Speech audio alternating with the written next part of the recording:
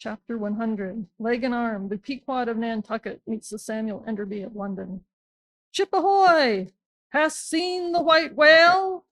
So cried Ahab, once more hailing a ship showing English colors, bearing down under the stern. Trumpet to mouth, the old man was standing in his hoisted quarter-boat, his ivory leg plainly revealed to the stranger captain, who was carelessly reclining in his own boat's bow. He was a darkly tanned, burly, good-natured, fine-looking man of 60 or thereabouts, dressed in a spacious roundabout that hung about him in festoons of blue pilot cloth, and one empty arm of this jacket streamed behind him like the broidered arm of a hussar's surcoat. Hast seen the white whale? See you this? And withdrawing it from the folds that had hidden it, he held up a white arm of sperm whalebone, terminating in a wooden head like a mallet. Man my boat, cried Ahab impetuously and tossing the oars near him. Stand by to lower. In less than a minute, without quitting his little craft, he and his crew were dropped to the water and were soon alongside of the stranger. But here a curious difficulty presented itself. In the excitement of the moment, Ahab had forgotten that since the loss of his leg, he had never once stepped on board of any vessel at sea but his own, and then it was always by an ingenious and very handy mechanical contrivance peculiar to the Pequod, and a thing not to be rigged and shipped in any other vessel at a moment's warning. Now it is no very easy matter for anybody, except those who are almost hourly used to it, like whalemen, to clamber up a ship's side from a boat on the open sea. For the great swells now lift the boat high up towards the bulwarks, and then instantaneously drop it halfway down to the kelson. So deprived of one leg, and the strange ship, of course, being altogether unsupplied with the kindly invention, Ahab now found himself abjectly reduced to a clumsy landsman again, hopelessly eyeing the uncertain, changeful height he could hardly hope to attain. It has before been hinted, perhaps, that every little untoward circumstance that befell him, and which indirectly sprang from his luckless mishap, almost invariably irritated or exasperated Ahab. And in the present instance, all this was heightened by the sight of the two officers of the strange ship leaning over the side by the perpendicular ladder of nailed cleats there, and swinging towards him a pair of tastefully ornamented man-ropes. For at first they did not seem to bethink them that a one-legged man must be too much of a cripple to use their sea banisters. But this awkwardness only lasted a minute, because the strange captain, observing at a glance how affairs stood, cried out, I see, avast heaving there. Jump, boys, and swing over the cutting tackle. As good luck would have it, they had had a whale alongside a day or two previous, and the great tackles were still aloft, and the massive curved blubber hook, now clean and dry, was still attached to the end.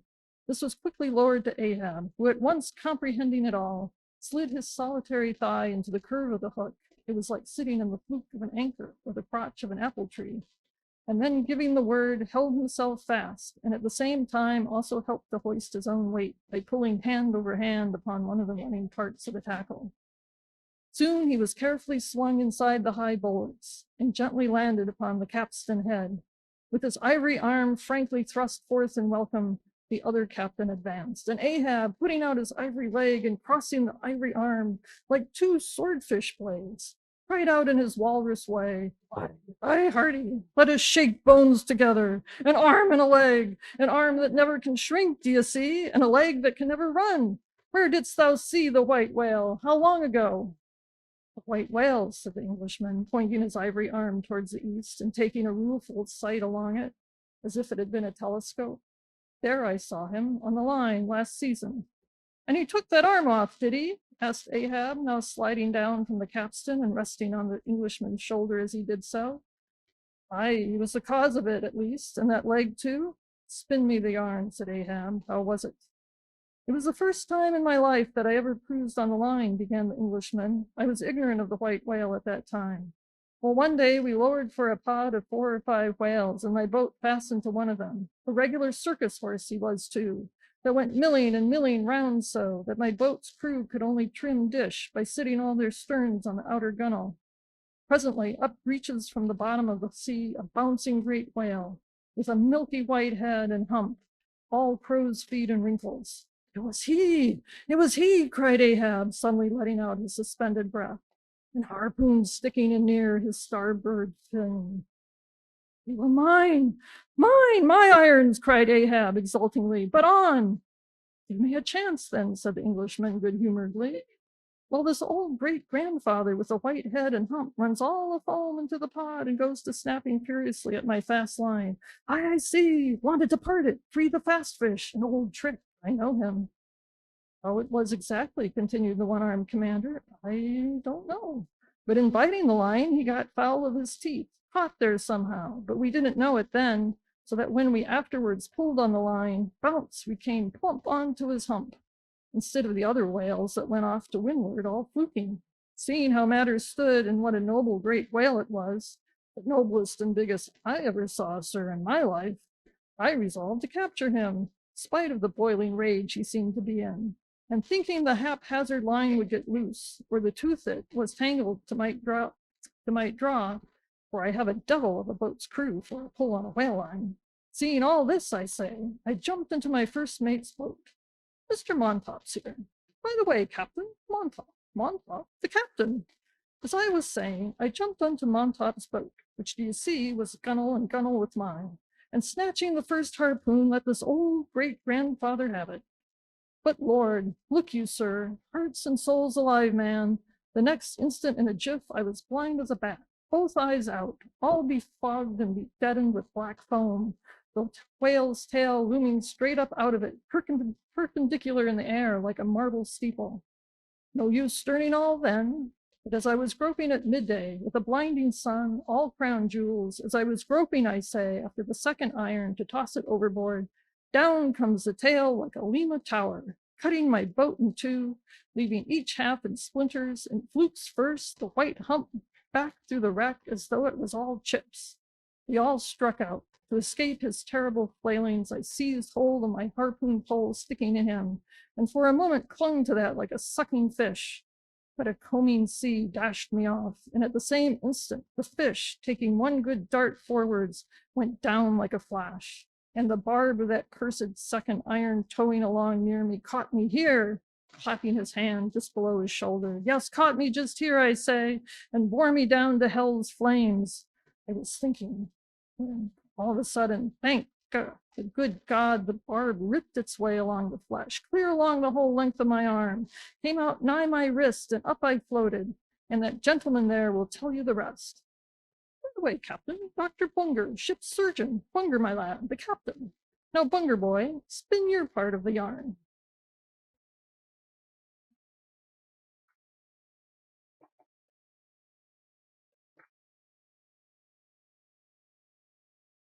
The professional gentleman thus familiarly pointed out had been all the time standing near them, with nothing specific visible to denote his gentlemanly rank on board. His face was an exceedingly round but sober one. He was dressed in a faded blue woolen frock or shirt and patched trousers, and had thus far been dividing his attention between a marling spike he held in one hand and a pillbox held in the other, occasionally casting a critical glance at the ivory limbs of the two crippled captains. But at his superior's introduction of him to Ahab, he politely bowed and straightway went on to do his captain's bidding. It was a shocking bad wound, began the whale surgeon. And taking my advice, Captain Boomer here stood our old Sammy. Samuel Enderby is the name of my ship, interrupted the one-armed captain, addressing Ahab. Go on, boy. Stood our old Sammy off to the northward to get out of the blazing hot weather there on the line. But it was no use. I did all I could, sat up with him nights, was very severe with him in the matter of diet. Well, very severe, chimed in the patient himself. Then suddenly altering his voice, drinking hot rum toddies with me every night till he couldn't see to put on the bandages, and sending me to bed, half seas over, about 3 o'clock in the morning. Oh, ye stars!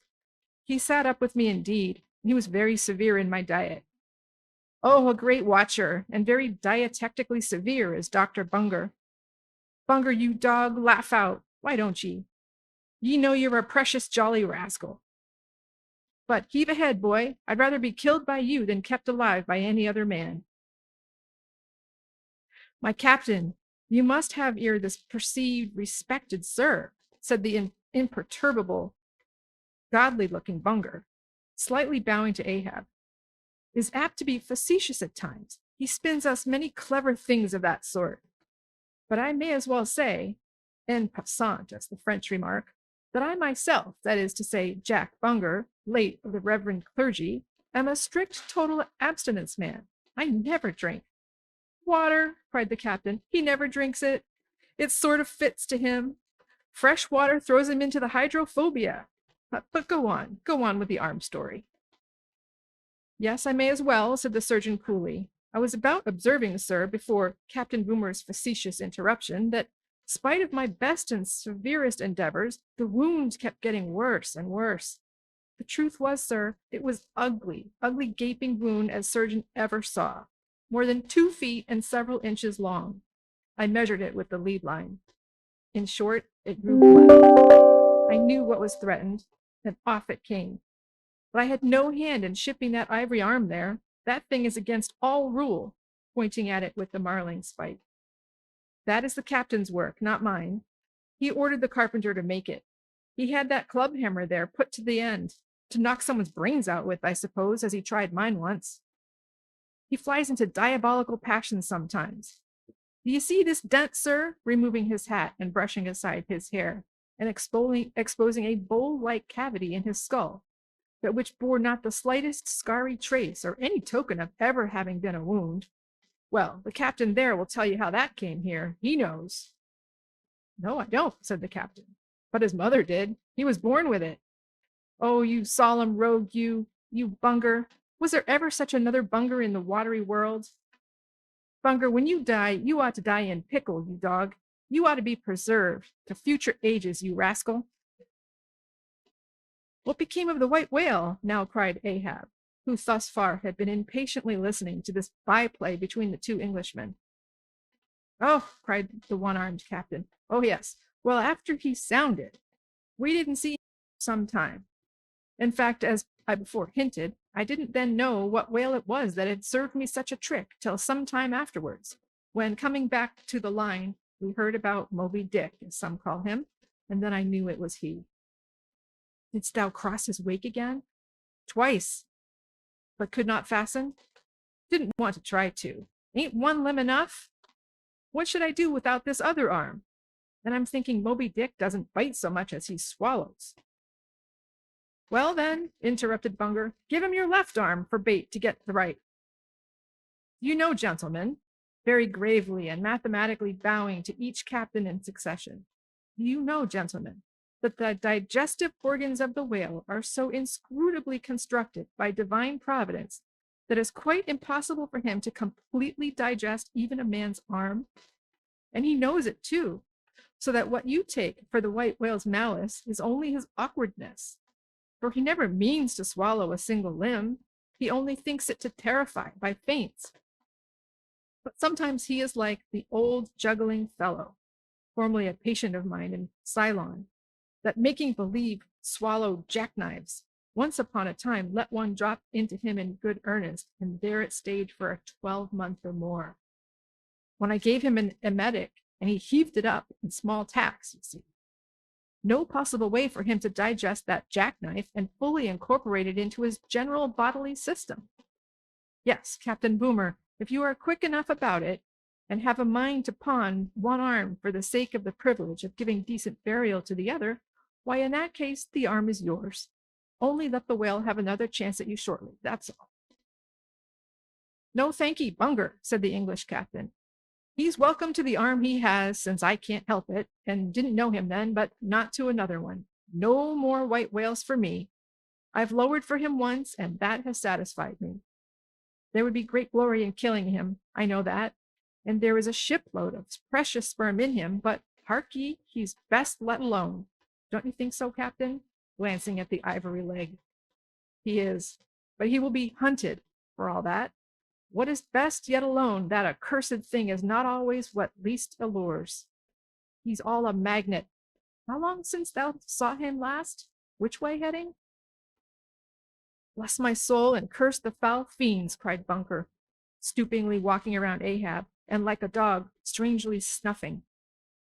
This man's blood. Bring the thermometer. It's at the boiling point. His pulse makes these planks beat. Sir, taking a lancet from his pocket and drawing near to Ahab's arm.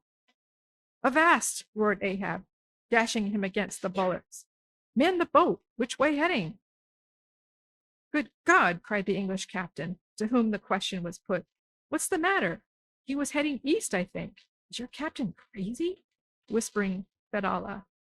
But Fedallah, putting a finger on his lip, slid over the bulwarks to take the boat's steering oar, and Ahab, swinging the cutting tackle towards him, commanded the ship's sailors to stand by to lower.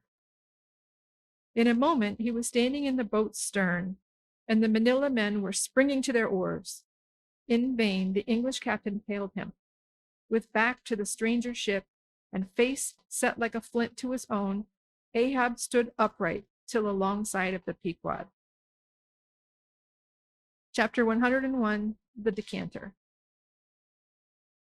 Ere the English ship fades from sight, be it set down here that she hailed from London and was named after the late Samuel Enderby, merchant of that city, the original of the famous whaling house of Enderby and Sons, a house which, in my poor whaleman's opinion, comes not far behind the united royal houses of the Tudors and Bourbons, in point of real historical interest. How long prior to the year of our Lord 1775 this great whaling house was in existence, my numerous fish documents do not make plain. But in that year, 1775, it fitted out the first English ships that had ever regularly hunted the sperm whale. Though for some score of years previous, ever since 1726, our valiant Coffins and Macies of Nantucket and the Vineyard had in large fleets pursued that Leviathan, but only in the North and South Atlantic, not elsewhere. Be it distinctly recorded here that the Nantucketers were among the first among mankind to harpoon with civilized steel the great sperm whale, and that for half a century they were the only people of the whole globe who so harpooned him.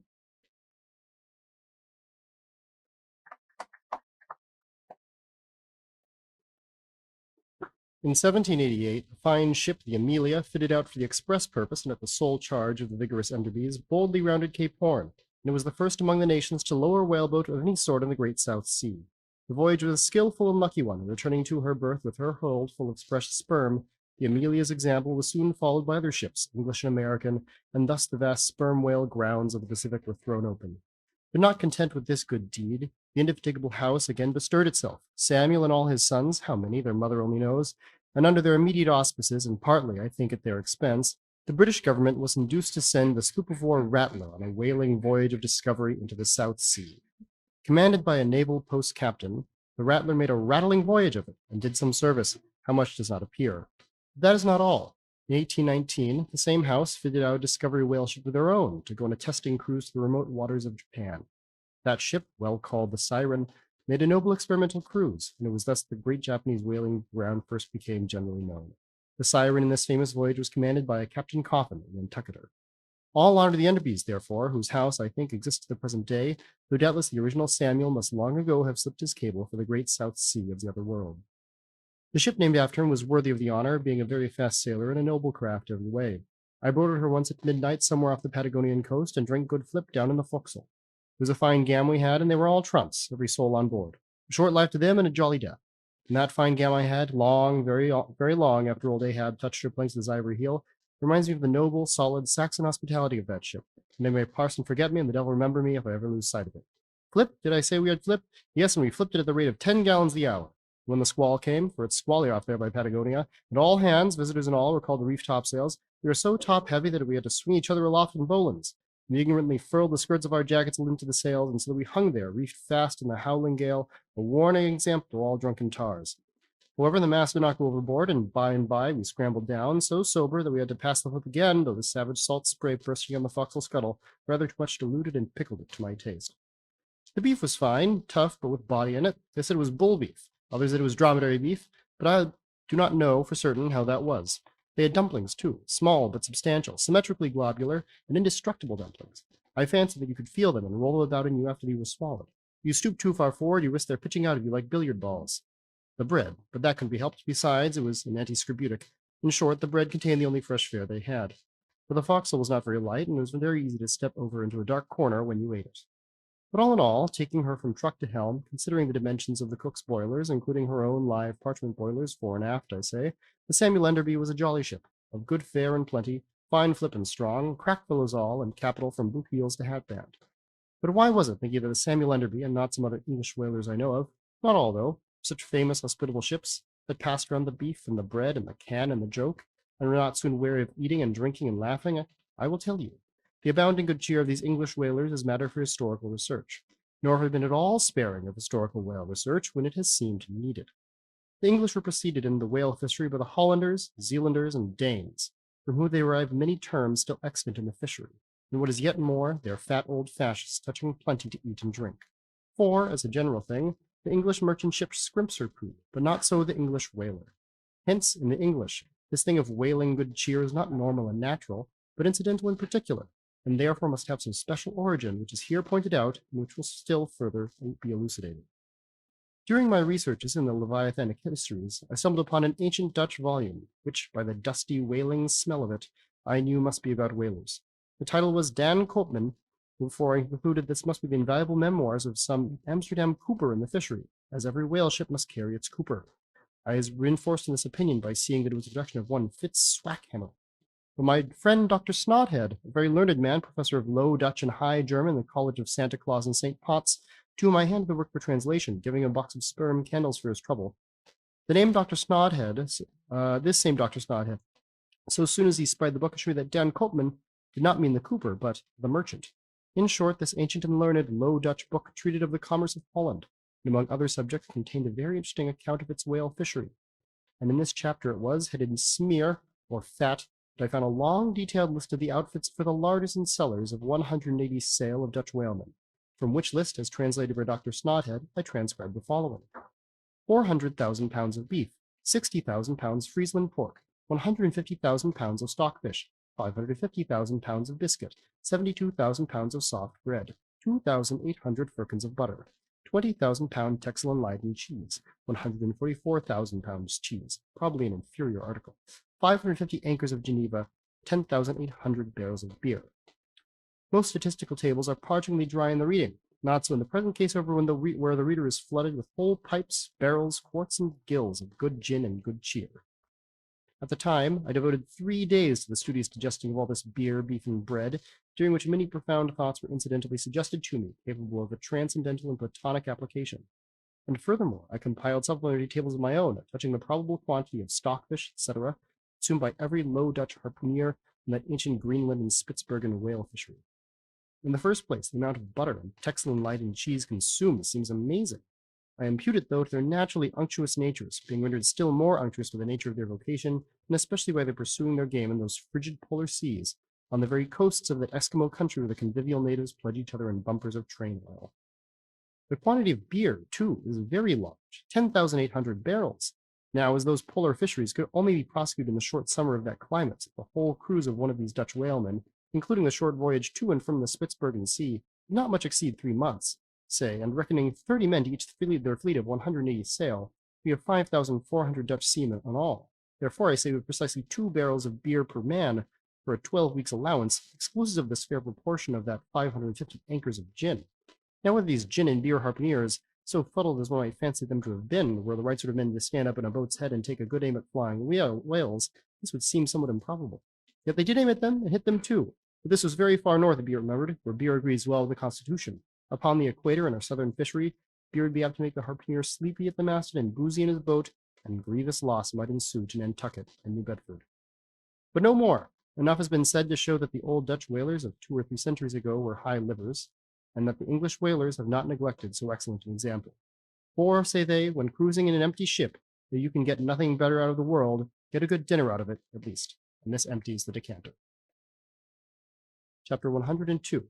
A Bower in the Arsacides. Hitherto, in descriptively treating of the sperm whale, I have chiefly dwelt upon the marvels of his outer aspect, or separately and in detail upon some few interior structural features. But to a large and thorough sweeping comprehension of him, it behooves me to now unbutton him still further, and untagging the points of his hose, unbuckling his garter, and casting loose the hooks in the eyes of the joints of his innermost bones, set him before you in his ultimatum, that is to say, in his unconditional skeleton. But how now, Ishmael? How is it that you, a mere oarsman in the fishery, pretend to know aught about the subterranean parts of the whale? Did erudite Stubb, mounted upon your capstan, deliver lectures on the anatomy of the cetacea, and by help of the windlass hold up a specimen rib for exhibition? Explain thyself, Ishmael. Can you land a full-grown whale on your deck for examination as a cook dishes a roast pig? Surely not. A veritable witness you have hitherto been, Ishmael, but have a care how you seize the privilege of Jonah alone, the privilege of discoursing upon the joists and beams, the rafters, ridgepole, sleepers, and underpinnings, making up the framework of Leviathan, and belike of the tallow-vats, dairy rooms, butteries, and cheeseries in his bowels. I confess that since Jonah, few whalemen have penetrated very far beneath the skin of the adult whale. Nevertheless, I've been blessed with the opportunity to dissect him in miniature. In the ship I belonged to, a small cub sperm whale was bodily hoisted out of Ector's poke or bag to make sheaths for the barbs of the harpoons and for the heads of the lances. Think you I let that chance go without using my boat hatchet and jackknife and breaking the seal and reading all the contents of that young cub? And as for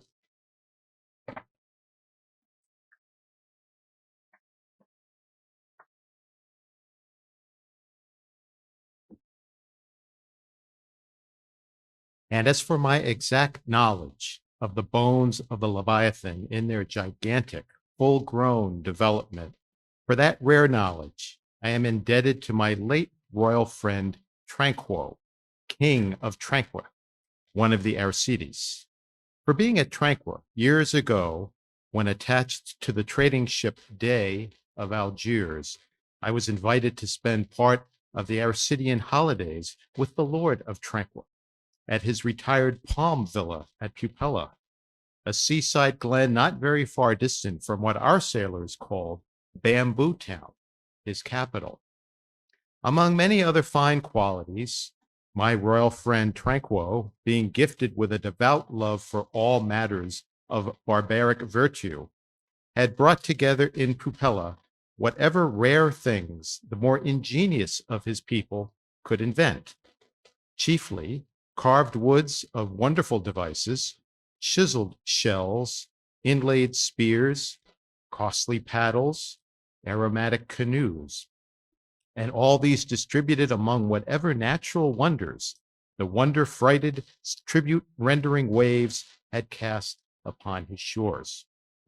Chief among these latter was a great sperm whale, which after an unusually long raging gale had been found dead and stranded, with his head against a coconut tree, whose plumage-like tufted droopings seemed his verdant jet.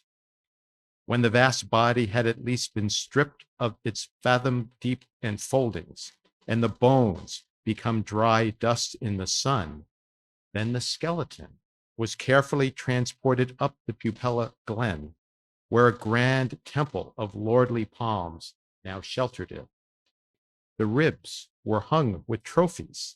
The vertebrae were carved with Arsacidean annals in strange hieroglyphics. In the skull, the priests kept an unextinguished aromatic flame, so that the mystic head again sent forth its vapory spout. While suspended from a bow, the terrific lower jaw vibrated over all the devotees, like the thin hair-hung sword that so affrighted Damocles. It was a wondrous sight. The wood was green as mosses of the icy glen. The trees stood high and haughty, feeling their living sap. The industrious earth beneath was as a weaver's loom, with a gorgeous carpet on it, whereof the ground vine tendrils formed the warp and woof, and the living flowers the figures. All the trees, with all their laden branches, all the shrubs and ferns and grasses, the message-carrying air, all these unceasingly were active. Through the lacings of the leaves, the great sun seemed a flying shuttle, weaving the unwearied verdure. O busy weaver, unseen weaver, pause, one word. Whither flows the fabric? What palace may it deck? Wherefore all these ceaseless toilings? Speak, weaver, stay thy hand, but one single word with thee. Nay, the shuttle flies, the figures float from forth the loom, the freshest rushing carpet forever slides away. The weaver god, he weaves, and by that weaving is he deafened, that he hears no mortal voice. And by that humming, we too, who look on the loom, are deafened. And only when we escape it shall we hear the thousand voices that speak through it. For even so it is in all material factories, the spoken words that are inaudible among the flying spindles. Those same words are plainly heard without the walls, bursting from the opened casements. Thereby have villainies been detected. Ah, mortal then, be heedful, for so in all this din of the great world's loom, thy subtlest thinkings may be overheard afar. Now, amid the green, life-restless loom of that Aricidian wood, the great white worship skeleton lay lounging, a gigantic idler. Yet as ever, the ever-woven verdant warp and woof intermixed and hummed around him, the mighty idler seemed the sunning weaver, himself all woven over with the vines, every month assuming greener, fresher verdure, but himself a skeleton. Life folded death, death trellised life. The grim god wived with youthful life and begat him curly-headed glories. Now when with royal tranquil I visited this wondrous whale and saw the skull and altar and the artificial smoke ascending from where the real jet had hissed, I marveled that the king should regard a chapel as an object of virtue. He laughed, but more I marveled that the priest should swear that smoky jet of his was genuine. To and fro I paced before this skeleton, brushed the vine aside, broke through the ribs, and with a ball of Aricidian twine wandered, eddied long amid its many winding, shaded colonnades and arbors. But soon my line was out, and following back, I emerged from the opening where I entered. I saw no living thing within, naught was there but bones. Cutting me a green measuring rod, I once more dived within the skeleton. From their arrow slit in the skull, the priests perceived me taking the altitude of the final rib. How now, they shouted, darest thou measure this, our God? That's for us. Aye, priests, well, how long do ye make them then? But hereupon a fierce contest rose among them concerning feet and inches. They cracked each other's sconces with their yardsticks. The great skull echoed, and seizing that lucky chance, I quickly concluded my own admeasurements. These admeasurements I now propose to set before you. But first, be it recorded that in this matter I am not free to utter any fancied measurements I please, because there are skeleton authorities you can refer to test my accuracy. There is a Leviathan museum, they tell me, in Hull, England, one of the whaling ports of that country, where they have some fine specimens of finbacks and other whales. Likewise, I have heard that in the Museum of Manchester, in New Hampshire, they have what the proprietors call the only perfect specimen of a Greenland or river whale in the United States. Moreover, at a place in Yorkshire, England, Burton Constable by name, a certain Sir Clifford Constable has in his possession the skeleton of a sperm whale, but of moderate size, by no means of the full-grown magnitude of my friend, King Tranquil's. In both cases, the stranded whales to which these two skeletons belong were originally claimed by their proprietors upon similar grounds. King Tranquil seizing his because he wanted it, and Sir Clifford because he was lord of the seigneuries of those parts. Sir Clifford's whale has been articulated throughout, so that like a great chest of drawers you can open and shut him in all his bony cavities, spread out his ribs like a gigantic fan, and swing all day upon his lower jaw. Locks are to be put on some of his trapdoors and shutters, and a footman will show round future visitors with a bunch of keys at his side. Sir Clifford thinks of charging 2d for a peep at the Whispering Gallery in the spinal column, 3d to hear the echo in the hollow of his cerebellum, and 6d for the unrivaled view from his forehead. The skeleton dimensions I shall now proceed to set down are copied verbatim from my right arm, where I had them tattooed. As in my wild wanderings at that period, there was no other secure way of preserving such valuable statistics. But as I was crowded for space and wished the other parts of my body to remain a blank page for a poem I was then composing, at least what untattooed parts might remain, I did not trouble myself with the odd inches, nor indeed should inches at all enter into a congenial admeasurement of a whale.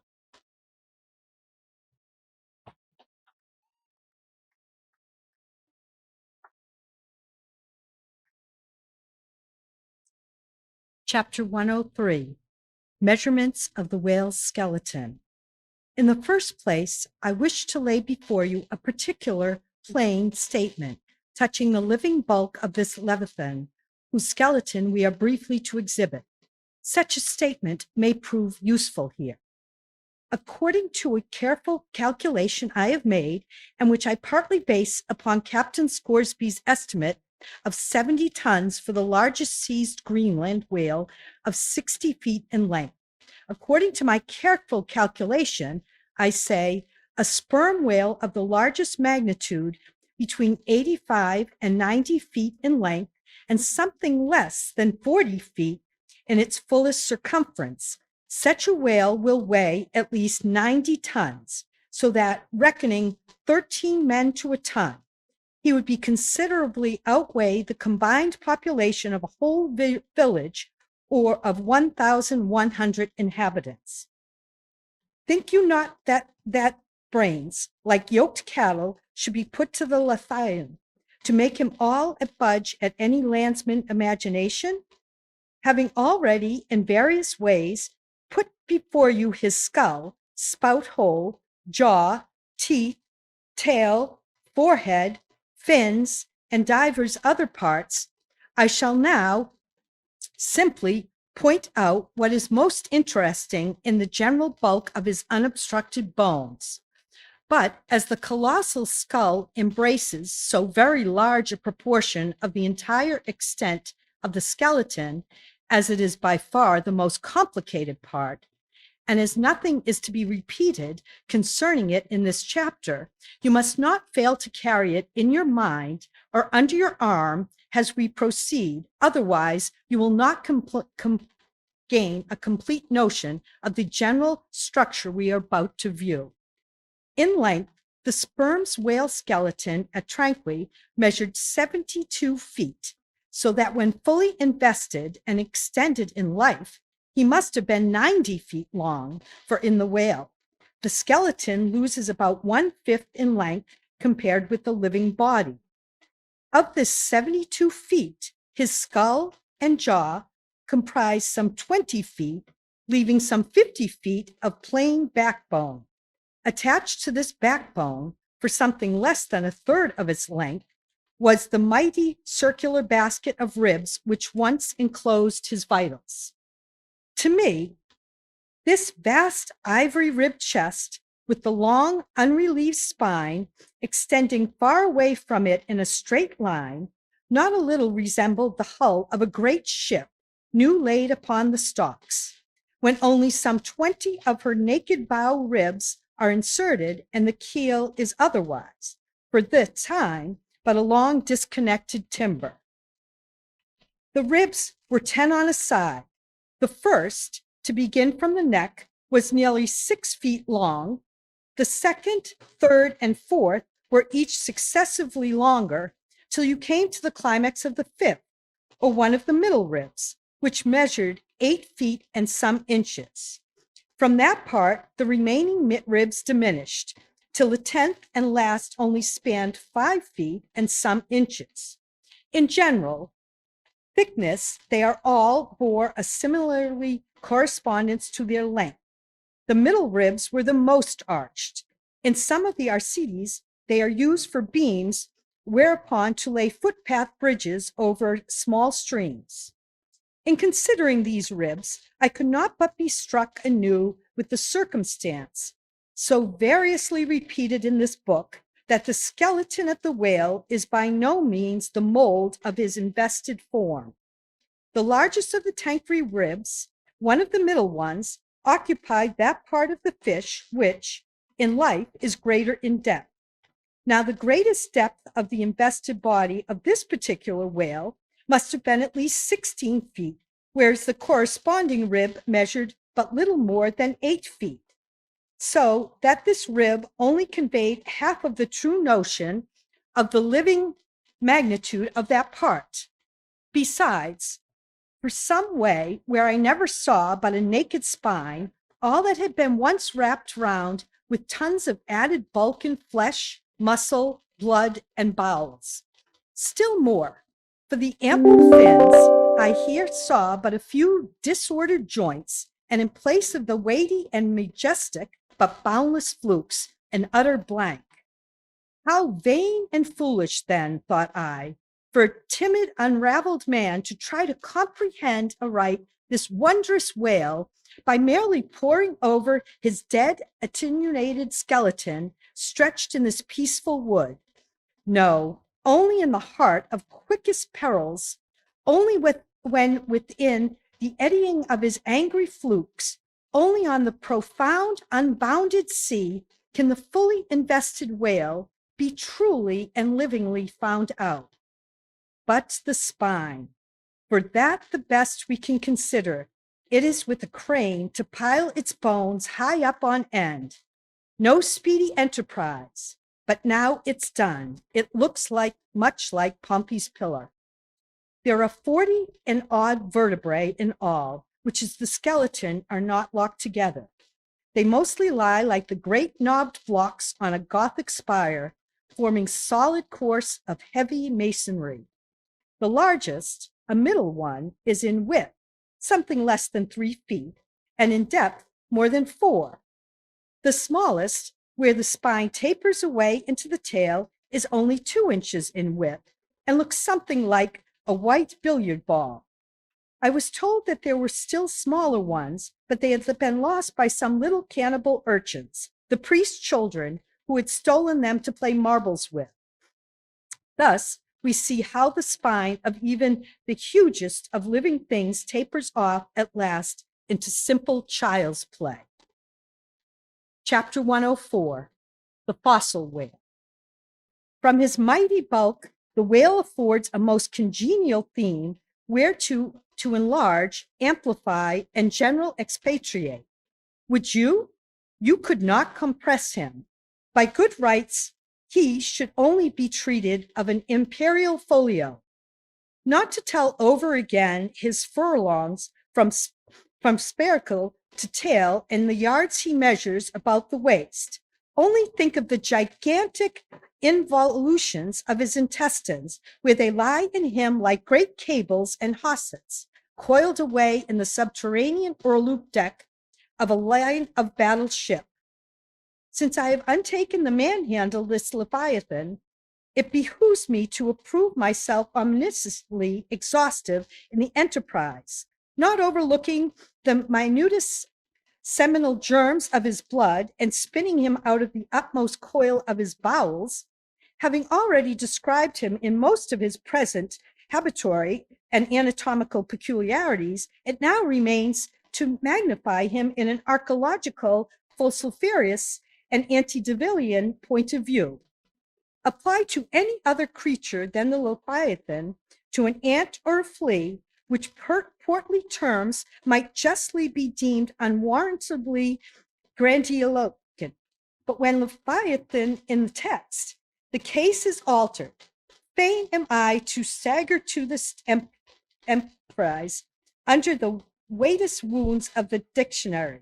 And here it be said that whenever it has been convenient to consult one of the course of this dissertations, I have invariably used a huge 4th edition of Johnson, expressly purchased for this purpose because that famous lexicographer's uncommon personal bulk more fitted him to compile a lexicon to be used by a whale author like me. One often hears of writers that rise and swell with their subject, though it might seem but an ordinary one. How then, with me, writing of this Leviathan? Unconsciously, my chirography expand into placid capitals. Give me a condor's quill. Give me Vesuvius crater for an inkstand.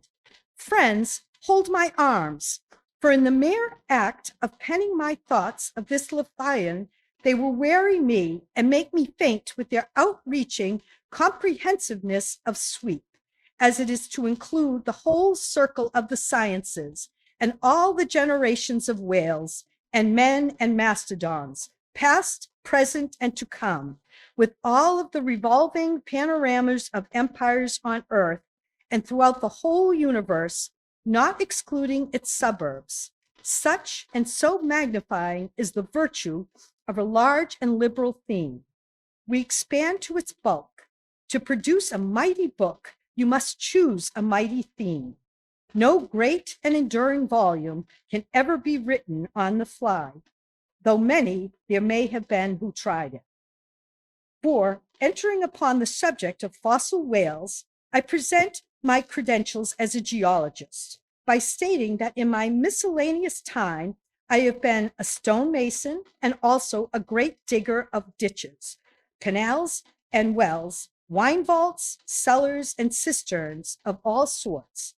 Likewise, by way of preliminary, I desire to remind the reader that while in the earlier geological strata there are found the fossils of monsters now almost completely extinct, the subsequent relics discovered in what are called the tertiary formations seem the connecting, or at any rate intercepted links between the antichronical creatures and those remote prosperity are said to have entered the ark. All the fossil whales hereto discovered along the tertiary period, which is the last preceding the superficial formations, and though none of them precisely answer to any known species of the present time, they are yet sufficiently akin to them in general respects to justify their rank as cetacean fossils.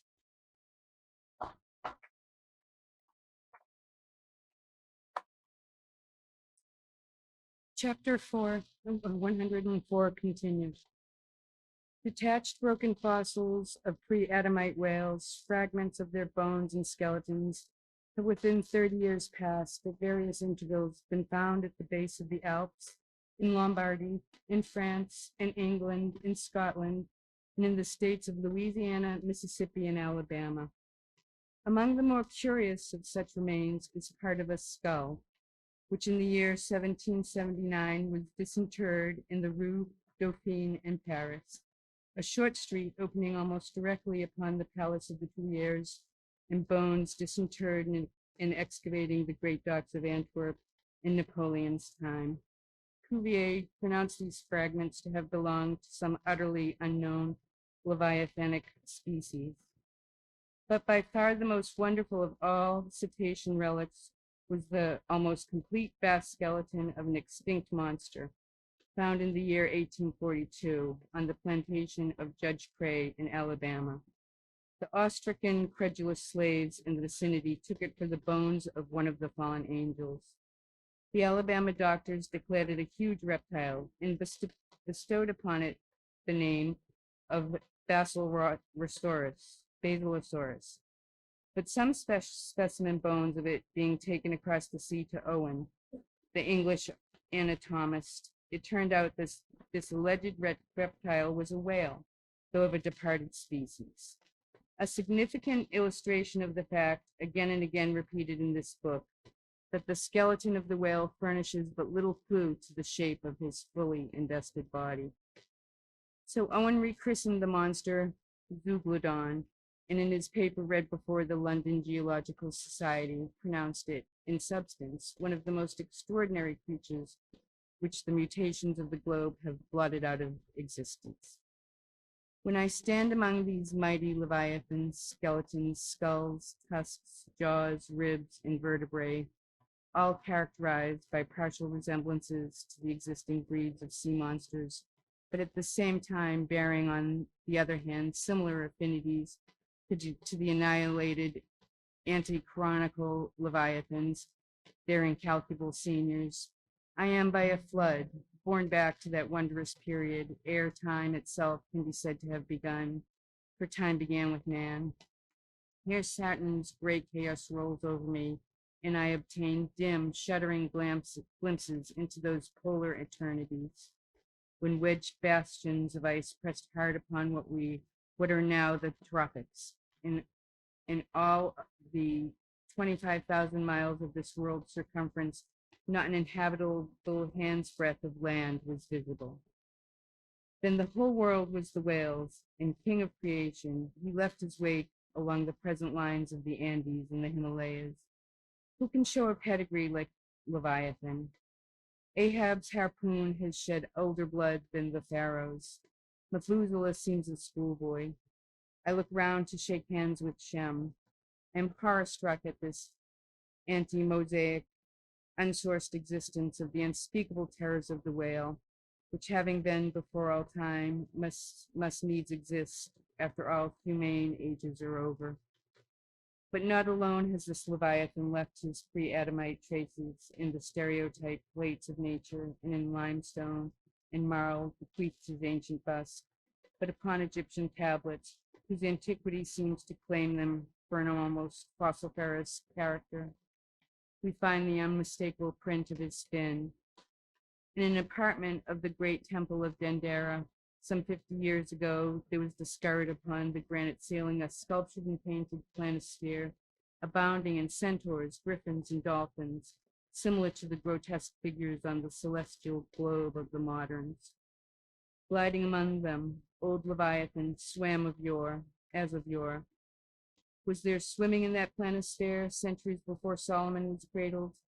Nor must there be omitted another strange attestation of the antiquity of the whale in his own osseous post-diluvian reality, as set down by the venerable John Leo, the old Barbary traveler. Not far from the seaside, they have a temple, the rafters and beams of which are made of whale bones. The whales of a monstrous size are oftentimes cast up dead upon that shore. The common people imagine that by a secret power bestowed by God upon the temple, no whale can pass it without immediate death. But the truth of the matter is that on either side of the temple there are rocks that shoot 2 miles into the sea and wound the whales when they light upon them. They keep a whale's rib of an incredible length for a miracle, which lying upon the ground with its convex part uppermost makes an arch, the head of which cannot be reached by a man upon a camel's back. This rib, says John Leo, is said to have lain there 100 years before I saw it. Their historians affirm that a prophet who prophesied of Muhammad came from this temple, and some do not stand to assert that the prophet Jonas was cast forth by the whale at the base of the temple. In this Afric temple of the whale I leave you, reader, and if you be a Nantucketer and a whaleman, you will silently worship there.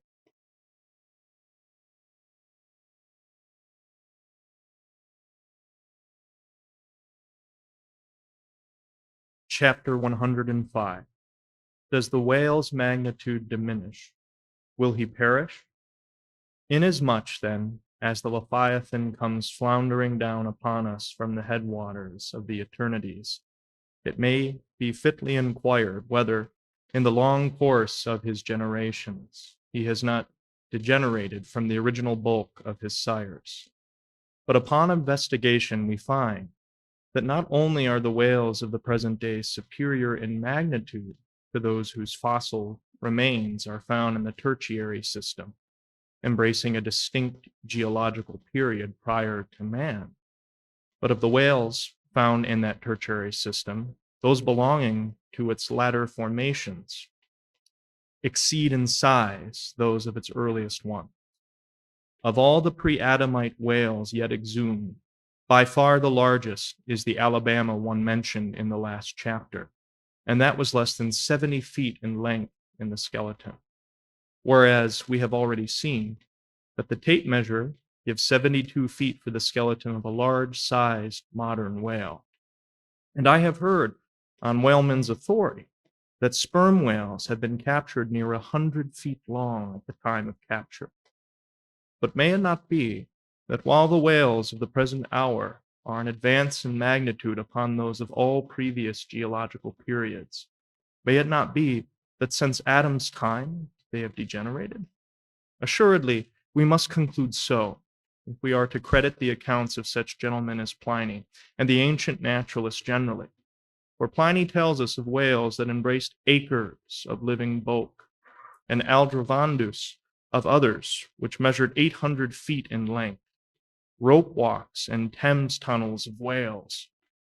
And even in the days of Banks and Solander, Cook's naturalists, we find a Swedish member of the Academy of Sciences setting down certain Iceland whales, Raider Fisker or wrinkled bellies, at 120 yards, that is 360 feet. And Lacépète, the French naturalist, in his elaborate history of whales, in the very beginning of his work, page 3, sets down the right whale at 100 meters, 328 feet. And this work was published so late as AD 1825. But will any whaleman believe these stories? No. The whale of today is as big as his ancestors in Pliny's time. And if ever I go where Pliny is, I, a whaleman, more than he was, will make bold to tell him so. Because I cannot understand how it is that while the Egyptian mummies that were buried thousands of years before even Pliny was born do not measure so much in their coffins as a modern Kentuckian in his socks, and while the cattle and other animals sculptured on the oldest Egyptian and Nineveh tablets by the relative proportions in which they are drawn, just as plainly prove that the high-bred, stall-fed, prize cattle of Smithfield not only equal, but far exceed in magnitude the fattest of Pharaoh's fat kine. In the face of all of this, I will not admit that of all animals the whale alone should have degenerated. But still another inquiry remains, one often agitated by the more recondite Nantucketers, whether owing to the almost omniscient lookouts at the mastheads of the whale ships, now penetrating even though through the Bering Straits and into the remotest secret drawers and lockers of the world, the 1,000 harpoons and lances darted along all continental coasts. The moot point is whether Leviathan can long endure so wide a chase and so remorseless a havoc, whether he must not at last be exterminated from the waters, and the last whale, like the last man, smoke his last pipe, and then himself evaporate in the final puff. Comparing the humped herds of whales with the humped herds of buffalo, which, not 40 years ago, overspread by tens of thousands the prairies of Illinois and Missouri, and shook their iron manes and scowled with their thunder-clotted brows upon the sites of populous river capitals, where now the polite broker sells you land at $1 an inch. In such a comparison, an irresistible argument would seem furnished to show that the hunted whale cannot now escape speedy extinction. But you must look at this matter in every light. Though so short a period ago, not a good lifetime, the census of the buffalo in Illinois exceeded the census of men now in London. And though at the present day not one horn or hoof of them remains in all that region, and though the cause of this wondrous extermination was the spear of man, yet the far different nature of the whale hunt peremptorily forbids so inglorious an end to the Leviathan. 40 men in one ship hunting the sperm whale for 48 months think they have done extremely well, and thank God, if at last they carry home the oil of 40 fish. Whereas in the days of the old Canadian and Indian hunters and trappers of the West, when the far West, in whose sunset suns still rise, was a wilderness and a virgin, the same number of moccasined men for the same number of months mounted on horse instead of sailing ships, would have slain not 40, but 40,000 and more buffaloes, a fact that, if need were, could be statistically stated. Nor, considered aright, does it seem any argument in favor of the gradual extinction of the sperm whale, for example, that in former years, the latter part of the last century, say, these leviathans in small pods were encountered much oftener than at present, and in consequence, the voyages were not so prolonged, and were also much more remunerative. Because, as has been elsewhere noticed, those whales, influenced by some views to safety, now swim these seas in immense caravans, so that to a large degree the scattered solitaries, yolks, and pods, and schools of other days are now aggregated into vast but widely separated, unfrequent armies. That is all. And equally fallacious seems the conceit that because of the so-called whalebone, whales no longer haunt many grounds in former years, abounding with them. Hence that species also is declining. For they are only being driven from promontory to cape, and if one coast is no longer enlivened with their jets, then be sure some other and remoter strand has been very recently startled by the unfamiliar spectacle.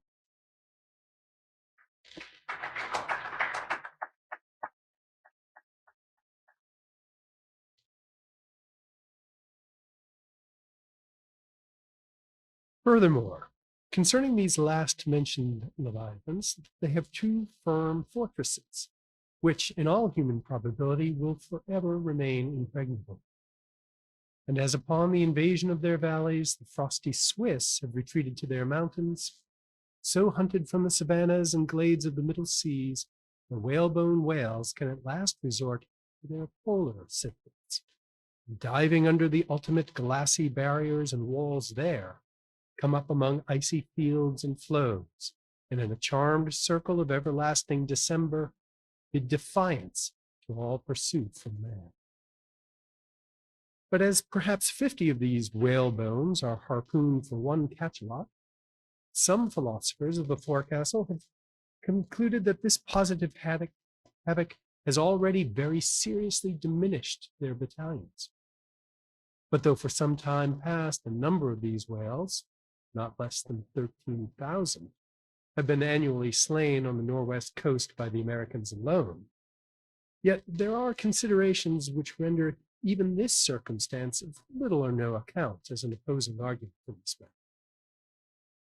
Natural as it is to be somewhat incredulous concerning the populousness of the more enormous creatures of the globe, yet what shall we say to Harto, the historian of Goa, when he tells us that at one hunting, the king of Siam took 4,000 elephants, that in those regions elephants are numerous as droves of cattle in the temperate climes. And there seems no reason to doubt that if these elephants, which have by now been hunted for thousands of years by Semiramis, by Porus, by Hannibal, and by all the successive monarchs of the East, if they still survive there in great numbers, much more may the great whale outlast all hunting, since he has all Asia, both Americas, Europe, and Africa, New Holland, and all the isles of the sea combined.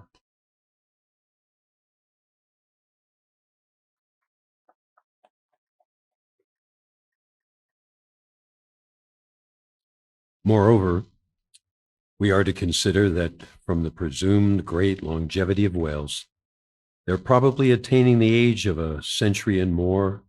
Therefore, at any one period of time, several distinct adult generations must be contemporary.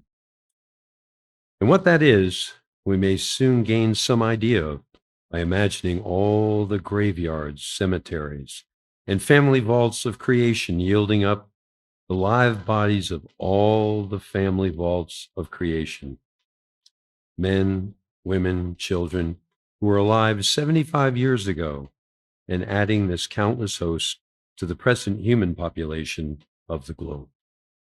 Wherefore, for all these things, we account the whale immortal in his species, however perishable in his individuality. He swam the seas before the continents broke water. He swam over the site of the Tuileries and Windsor Castle and the Kremlin.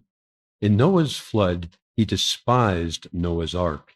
And if ever the world is to be again flooded, like the Netherlands, to kill off its rats, then the eternal whale will still survive, and rearing upon the topmost crest of the equatorial flood, spout his frothed defiance to the skies. Chapter 106, Ahab's Leg. The precipitating manner in which Captain Ahab had quitted the Samuel Enderby of London had not been unattended with some small violence of his own person.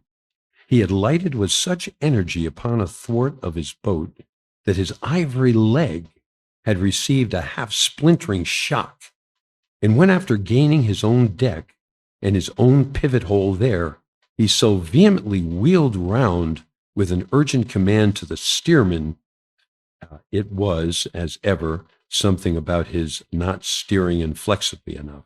Then the almost shaken ivory received such an additional twist and wrench that though it still remained entire and to all appearances lusty, yet Ahab did not deem it entirely trustworthy. And indeed, it seems small matter for wonder that for all his pervading mad recklessness, Ahab did at times give careful heed to the condition of that dead bone upon which he partly stood. For it had not been very long prior to the Pequod's sailing from Nantucket. They had been found one night lying prone upon the ground and insensible by some unknown and seemingly inexplicable, unimaginable casualty, his ivory limb having been so violently displaced that it had stake-wise smitten and all but pierced his groin, nor was it without extreme difficulty that the agonizing wound was entirely cured.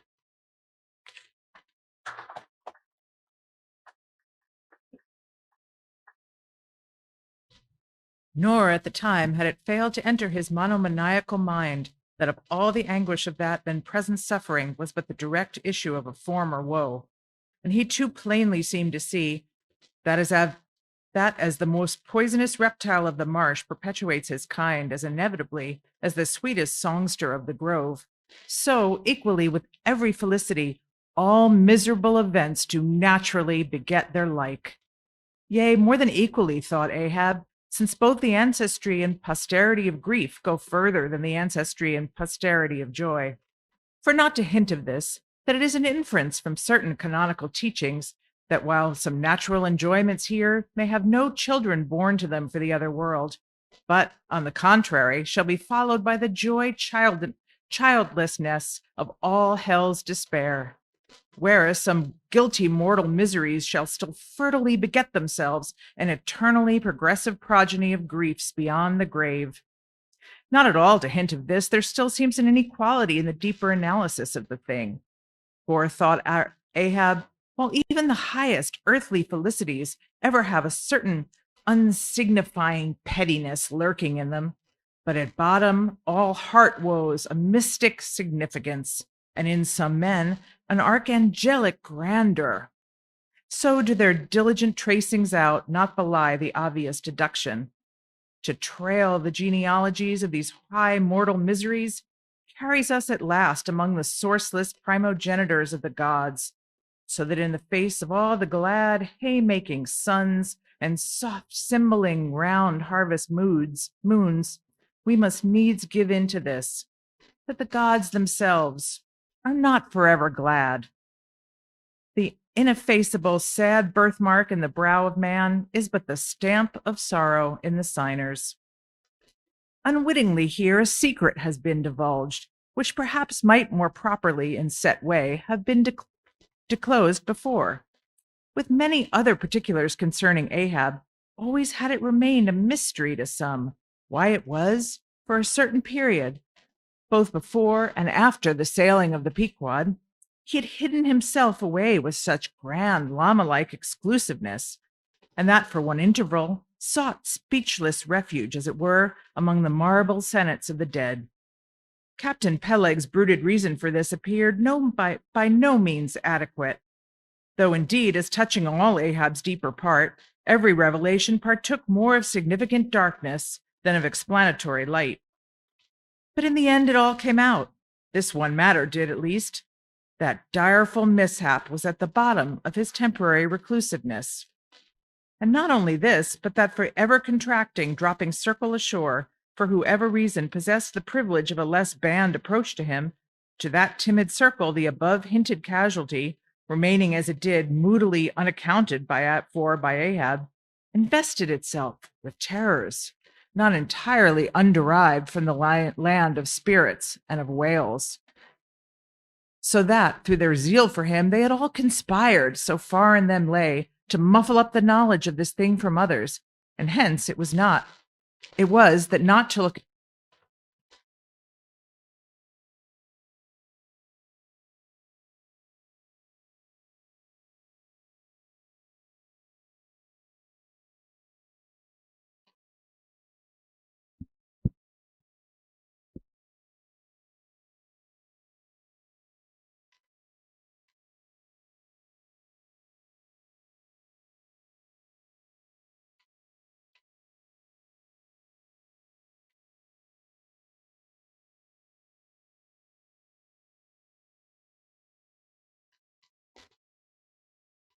without delay, set about making a new leak, and directed the mates to see him supplied with all the studs and joists of jaw ivory sperm whale, which had thus far been accumulated on the voyage, in order that a careful selection of the stoutest, cleanest grained stuff might be secured.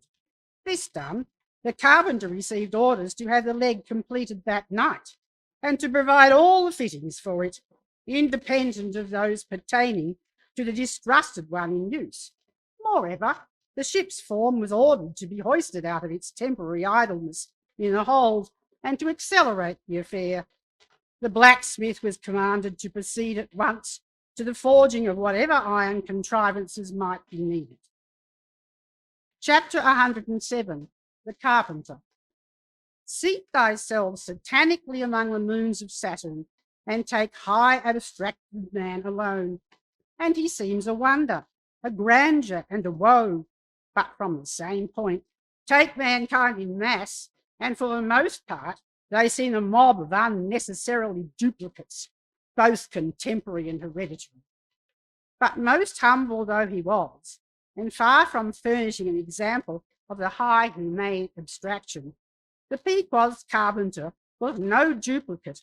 Hence he now comes in person on this stage. Like all seagoing ship carpenters, and more especially those belonging to the whaling vessels, he was, to a certain offhanded practical extent, alike experienced in numerous trades and callings collateral to his own.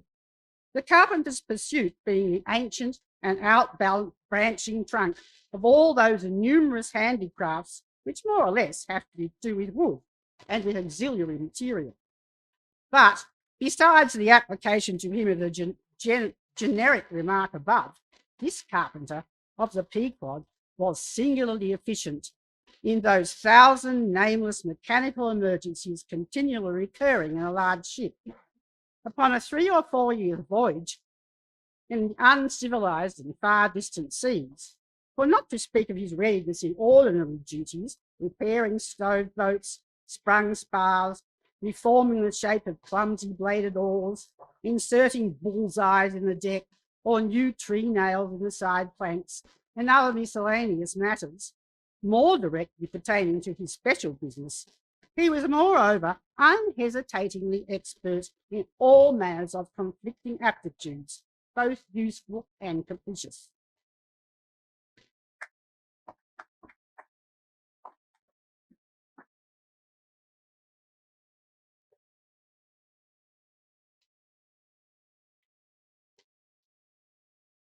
The one grand stage where he enacted all his various parts so manifold was his vice bench, a long, rude, ponderous table furnished with several vices of different sizes, and both of iron and of wood. At all times, except when whales were alongside, this bench was securely lashed athwartships against the rear of the tryworks. A belaying pin is found too large to be easily inserted in its hole. The carpenter claps it in one of his ever-ready vices and straightway files it smaller. A lost land bird of strange plumage strays on board and is made a captive. Out of clean-shaved rods of right whale bone and crossbeams of sperm whale ivory, the carpenter makes a pagoda-looking cage for it. An oarsman sprains his wrist. The carpenter concocts a soothing lotion. Stubb longed for vermilion stars to be painted upon the table of his every oar. Screwing each oar in his big vise of wood, the carpenter symmetrically supplies the constellation. A sailor takes a fancy to wear shark bone earrings. The carpenter drills his ears. Another has the toothache. The carpenter outpincers and, clapping one hand upon his bench, bids him be seated there. But the poor fellow unmanageably winces under the unconcluded operation. Whirling around the handle of his wooden vise, the carpenter signs him to clap his jaw in that, if he would have him draw the tooth. Thus, this carpenter was prepared at all points, and alike indifferent and without respect in all. Teeth he accounted bits of ivory. Heads he deemed but top blocks. Men themselves he lightly held for capstans. But while now upon so wide a field, thus variously accomplished, and with such liveliness of expertness in him, all this would seem to argue some uncommon vivacity of intelligence. And not precisely so, for nothing was this man more remarkable than for a certain impersonal stolidity, as it were. Impersonal, I say, for it so shaded off into the surrounding infinite of things that it seemed one with the general stolidity discernible in the whole visible world, which, while pauselessly active in uncounted modes, still eternally holds its peace and ignores you, though you dig foundations for cathedrals. Yet was this half horrible, solitary stolidity in him, involving too, as it appeared, an all-ramifying heartlessness. Yet was it oddly dashed at times with an old crutch-like antediluvian wheezing humorousness, not unstreaked now and then with a certain grizzled wittiness, such as might have served to pass the time during the midnight watch on the bearded forecastle of Noah's Ark. Was it that this old carpenter had been a lifelong wanderer, whose much rolling to and fro had not only gathered no moss, but what is more, had rubbed off whatever small outward clingings might have originally pertained to him? He was a stripped abstract, an unfractioned integral, uncompromised as a newborn babe, living without premeditated reference to this world or the next. You might almost say that this strange uncompromisedness in him involved a sort of unintelligence, for in his numerous trades he did not seem to work so much by reason or by instinct, or simply because he had been tutored to it, or by any intermixture of all these, even or uneven, but merely by a kind of deaf and dumb, spontaneous, literal process.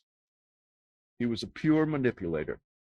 His brain, if he ever had one, must have early oozed along into the muscles of his fingers.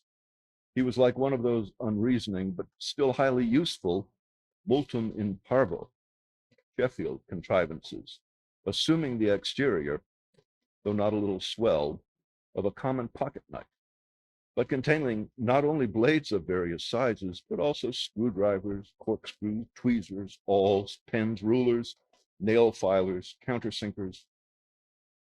So if his superiors wanted to use the carpenter for a screwdriver, all they had to do was open that part, and the screw was fast. Or if for tweezers, take him up by the legs, and there they were.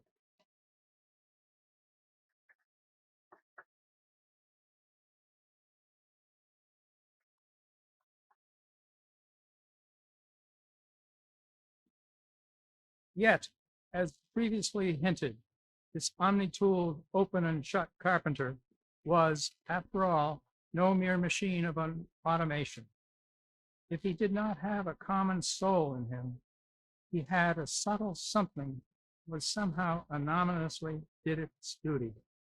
What that was, whether essence of quicksilver or a few drops of hartshorn, there is no telling. But there it was, and there it had abided for now and some 60 years or more. This it was, this same unaccountable, cunning life principle in him. This it was that kept him a great part of the time soliloquizing, not only, but only like an unreasoning wheel, which also hummingly soliloquizes. Or rather, his body was a sentry box, and this soliloquizer on guard there, talking all the time to keep himself awake. Chapter 108, Ahab and the Carpenter. The deck, first night watch. Carpenter standing before his vice bench, and by the light of 2 lanterns, busily filing the ivory joist for the leg, which joist is firmly fixed in the vise. Slabs of ivory, leather, straps, pads, screws, and various tools of all sorts lying about the bench.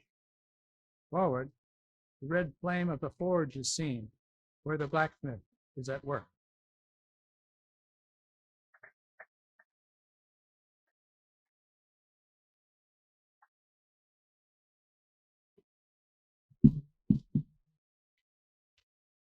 Drat the file and drat the bone.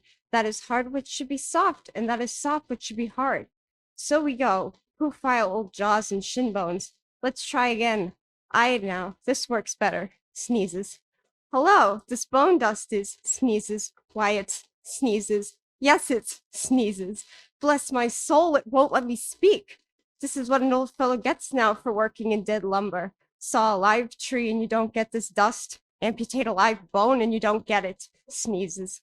Come, come, you old smut. There, bare hand, and let's have that furl and bucket screw. I'll be ready for them presently. Lucky now. Sneezes. There's no knee joint to make. That might puzzle a little. But a mere shin bone, why, it's easy as making hop poles. Only I should like to put a good finish on. Time. If I but only had the time, I could turn him out as neat a leg now as ever. Sneezes. Script to a lady in a parlor. Those buckskin legs and calves of legs I've seen in shop windows wouldn't compare at all. They soak water, they do, and of course get rheumatic and have to be doctored. Sneezes with washes and lotions, just like live legs. There, before I saw it off now, I must call his old Mongol ship and see whether the length will be all right. Too short, if anything, I guess. Ha! That's the heel. We are in luck. Here he comes. Or it's somebody else, that's certain.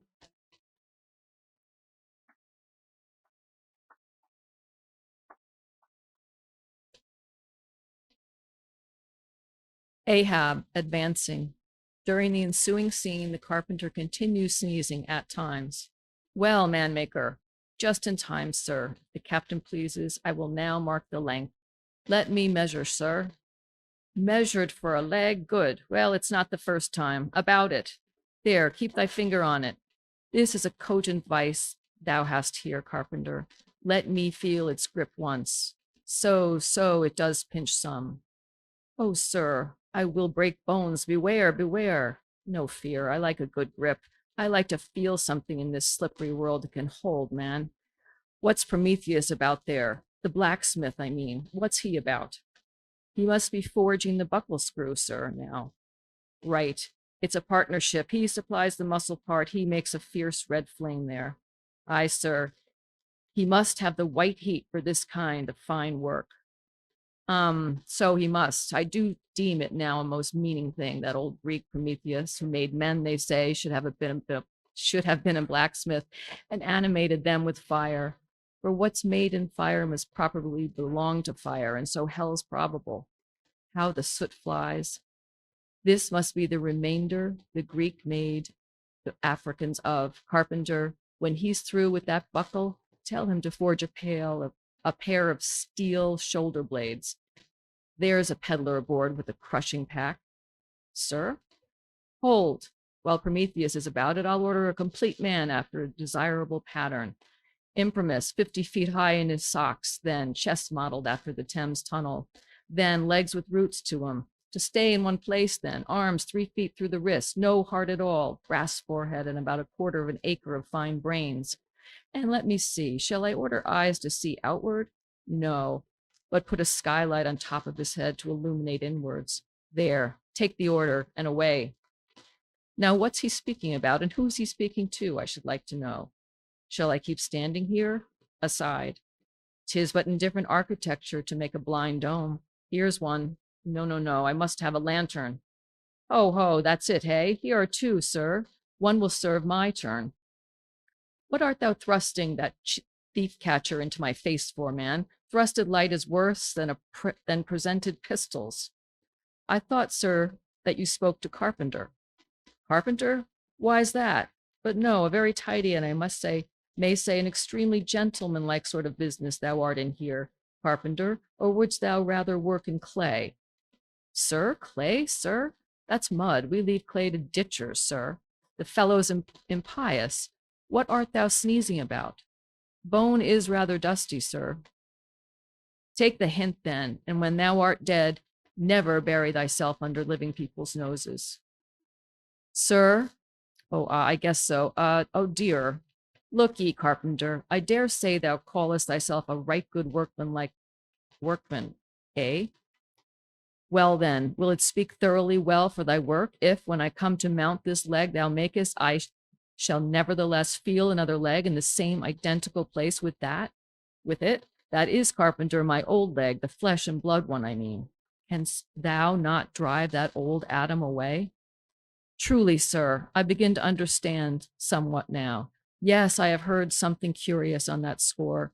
Sir, how that dismasted man will never entirely lose the feeling of his old spar, but it will be still pricking him at times. May I humbly ask if it be really so, sir? It is, man. Look, put thy live leg here in the place where mine once was. So now, here is only one distinct leg to the eye, yet 2 to the soul. Where thou feelest tingling life, there, exactly there to a hair, do I. Is it a riddle?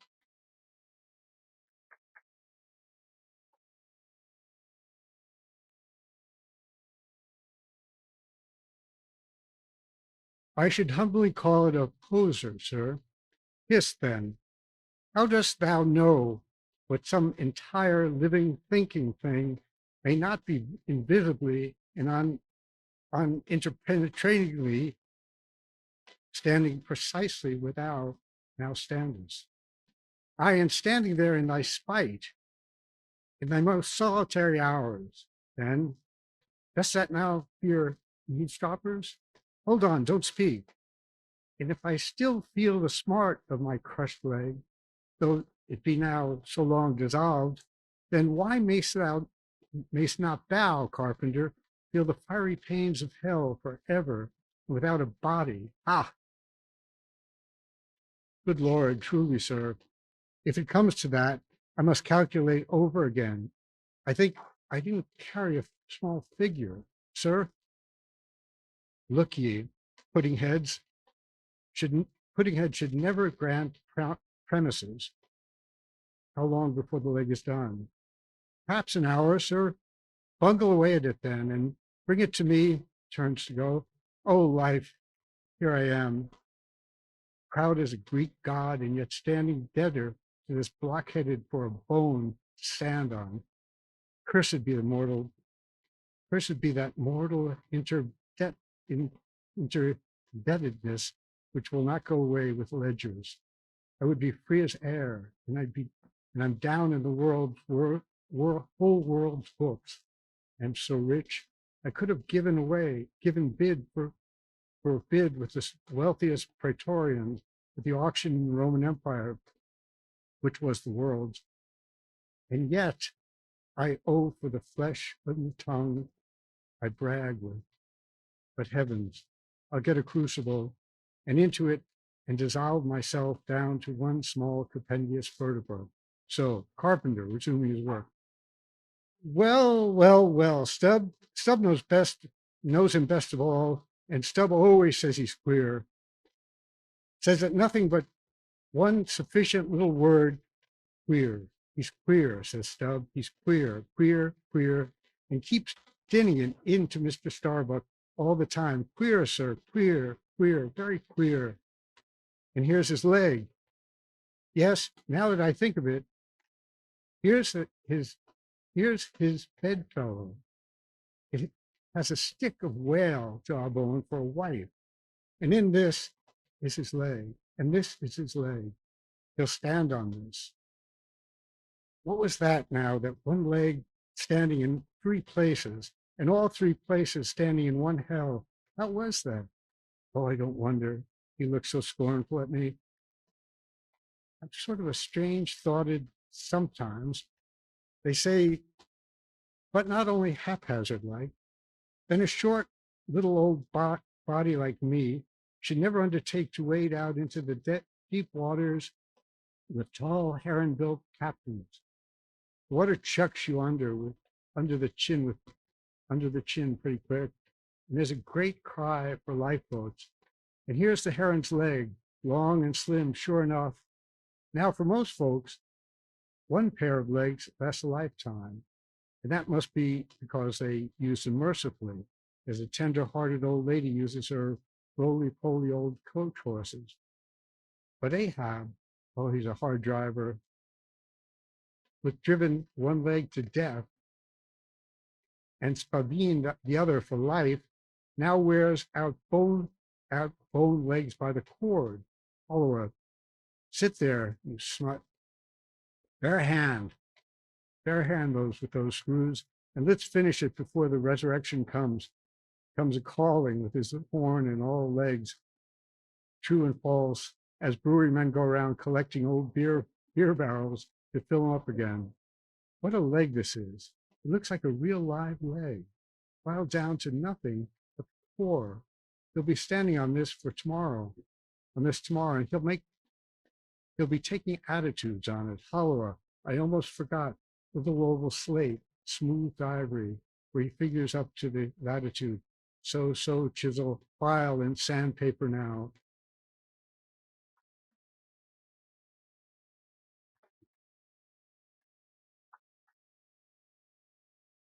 Ahab and Starbuck in the Cabin, chapter 109. According to usage, they were pumping the ship next morning, and lo, no inconsiderable oil came up with the water. The casks below must have sprung a bad leak. Much concern was shown, and Starbuck went down into the cabin to report this unfavorable affair.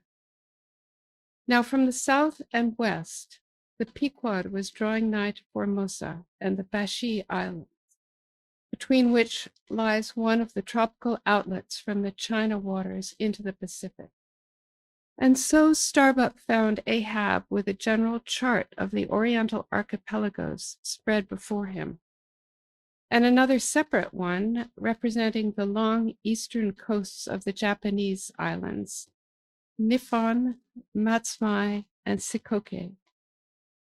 With his snow-white new ivory leg braced against the screwed leg of his table, and with the long pruning hook of a jackknife in his hand, the wondrous old man with his back to the gangway door was wrinkling his brow and tracing his old courses again.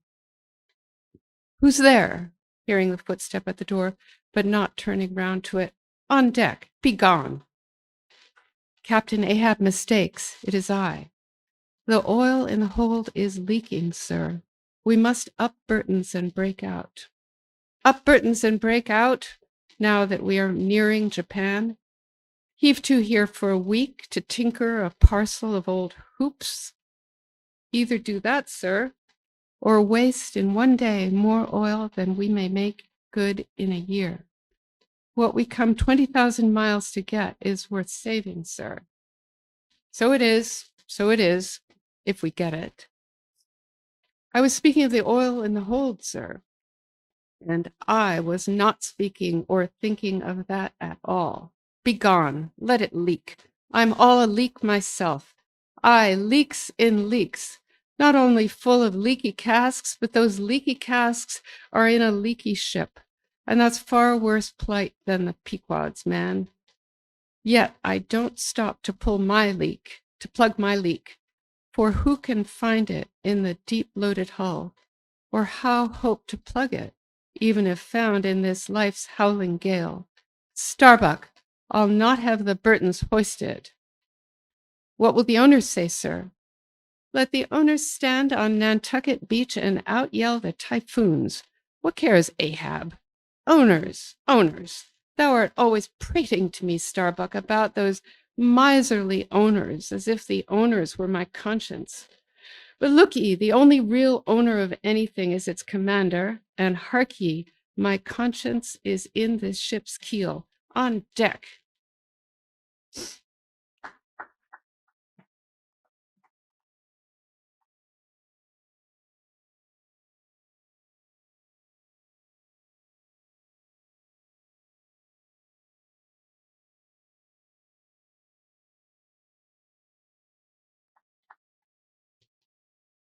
Captain Ahab, said the reddening mate, moving further into the cabin with a daring so strangely respectful and cautious that it almost seemed not only every way seeking to avoid the slightest outward manifestation of itself, but within also seemed more than half distrustful of itself. A better man than I might well pass over in me what he would quickly enough resent in a younger man, aye, and in a happier Captain Ahab. Devils, dost thou then so much as dare to critically think of me on deck? Nay, sir, not yet. I do entreat, and I do dare, sir, to be forbearing. Shall we not understand each other better than hitherto, Captain Ahab? Ahab seized a loaded musket from the rack forming part of the most South Seaman's cabin furniture, and pointing it towards Starbuck, exclaimed, "There is one God that is Lord over the earth, and one captain that is Lord over the Pequod, on deck." For an instant, in the flashing eyes of the mate and his fiery cheeks, you would have almost thought that he had really received the blaze of that leveled tube. But mastering his emotion, he half calmly rose, and as he quitted the cabin, paused for an instant and said, "Thou hast outraged, not insulted me, sir, but for that I ask thee not to beware of Starbuck. Thou wouldst but laugh, but let Ahab beware of Ahab. Beware of thyself, old man." He waxes brave, but nonetheless obeys. "Most careful bravery that," murmured Ahab as Starbuck disappeared. "What's that?" he said. "Ahab, beware of Ahab? There's something there." Then unconsciously using the musket for a staff with an iron brow, he paced to and fro in the little cabin. But presently the thick plates of his forehead relaxed, and returning the gun to the rack, he went to the deck. "Thou art but too good a fellow, Starbuck," he said lowly to the mate. Then raising his voice to the crew, "Furl the gallant sails, and close reef the top sails fore and aft, back the mainyard, up Burtons, break out in the main hold." It were perhaps vain to surmise exactly why it was that as respecting Starbucks, Ahab thus acted. It may have been a flash of honesty in him, or a mere prudential policy, which, under the circumstances, imperiously forebode the slightest symptom of open disaffection, however transient, in the important chief officer of his ship. However it was, his orders were executed, and the Burtons were hoisted. Chapter 110. Queequeg in his coffin. Upon searching, it was found that the casks last struck into the hold were perfectly sound, and that the leak must be further off. So it being calm weather, they broke out deeper and deeper, disturbing the slumbers of the large ground-tier butts, and from that black midnight sending those gigantic moles into the daylight above. So deep did they go, and so ancient and corroded and weedy the aspect of the lowermost puncheons, that you almost looked next for some moldy cornerstone cask containing coins of Captain Noah, with copies of the posted placards, vainly warning of the infatuated old world from the flood. Tierce after tierce, too, of water and bread and beef, and shooks of staves, and iron bundles of hoops were hoisted out, till at last the piled decks were hard to get about, and the hollow hull echoed underfoot, as if you were treading over empty catacombs and reeling and roiled on the sea like air-freighted demijohn. Top heavy was the ship as a dinnerless student with all Aristotle in his head. Well, it was time that the typhoons did not visit them then.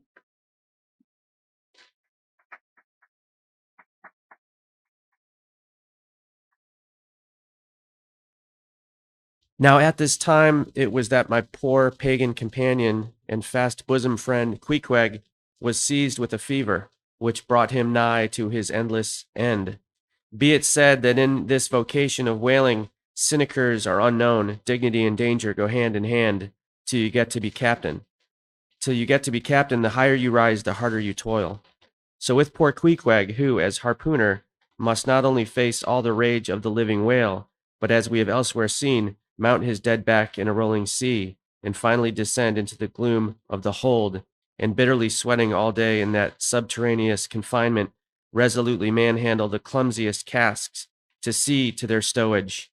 To be short, among whalemen, the harpooners are the holders, so called. Poor Queequeg, when the ship was about half disemboweled, you should have stooped over the hatchway and peered down upon him there, where, stripped to his woolen drawers, the tattooed savage was crawling about amid the dampness and slime like a green-spotted lizard at the bottom of a well. And a well, or an icehouse, it somehow proved to him, poor pagan, where, strange to say, for all the heat of his sweatings, he caught a terrible chill, which lapsed into a fever, and at last, after some days' suffering, laid him in his hammock close to the very sill of the door of death. How he wasted and wasted away in those few long lingering days, till there seemed but little left of him but his frame and tattooing. But as all else in him thinned, and his cheekbones grew sharper, his eyes, nevertheless, seemed growing fuller and fuller. They became of a strange softness of luster, and mildly but deeply looked out at you there from his sickness, a wondrous testimony to that immortal health in him which could not die or be weakened. And like circles on the water, which as they grow fainter expand, so his eyes seemed rounding and rounding like the rings of eternity. An awe that cannot be named would steal over you as you sat by the side of this waning savage and saw as strange things in his face as any beheld who were bystanders when Zoroaster died. For whatever is truly wondrous and fearful in man never yet was put into words or books, and the drawing near of death, which alike levels all, alike impresses all with the last revelation, which only an author from the dead could adequately tell. So that, let us say it again, no dying Chaldee or Greek had higher and holier thoughts than those, whose mysterious shades you saw creeping over the face of poor Queequeg, as he quietly lay in his swaying hammock, and the rolling sea seemed gently rocking him to his final rest, and the ocean's invisible flood tide lifted him higher and higher toward his destined heaven.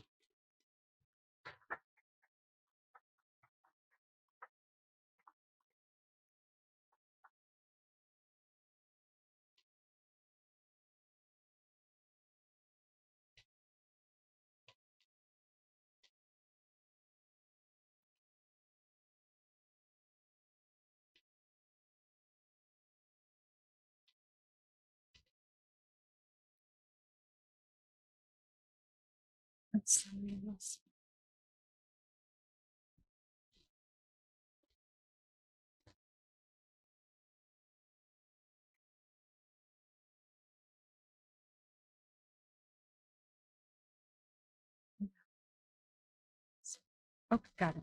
Sorry. Not a man of the crew but gave up, and as for Queequeg himself, what he thought of his case was forcibly shown by a curious favor he asked. He called one to him in the gray morning watch, when the day was just breaking, and taking his hand said that while in Nantucket he had a chance to see certain little canoes of dark wood, like the rich war wood of his native isle. And upon inquiry, he had learned that all whalemen who died in Nantucket were laid in those same dark canoes, and that the fancy of being so laid had much pleased him, for it was not unlike the customs of his own race, who after embalming a dead warrior stretched him out in the canoe, and so left him to be floated away to the starry archipelagos. For not only do they believe that the stars are isles, but the far beyond all visible horizons, their own mild, uncontinented seas interflow with the blue heavens, and so form the white breakers of a Milky Way.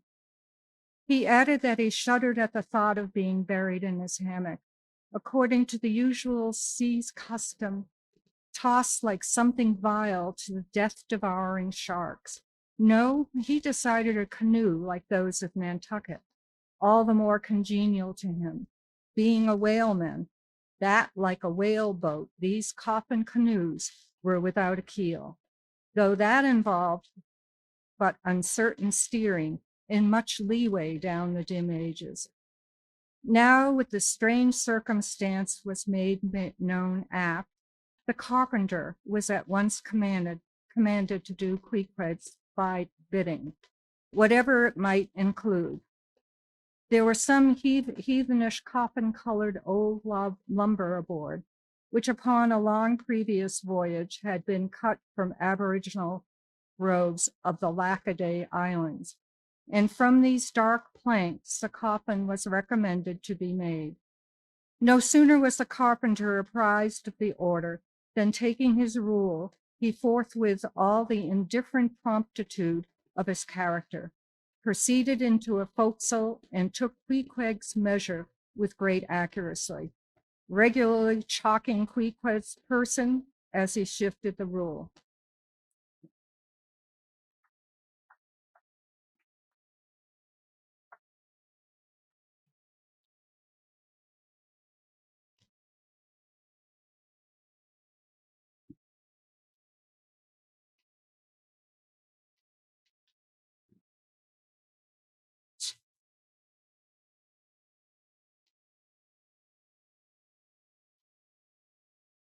I'm sorry.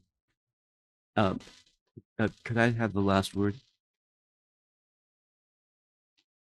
I'm sorry. I'm sorry. Poor fellow. Okay, great. Thank you.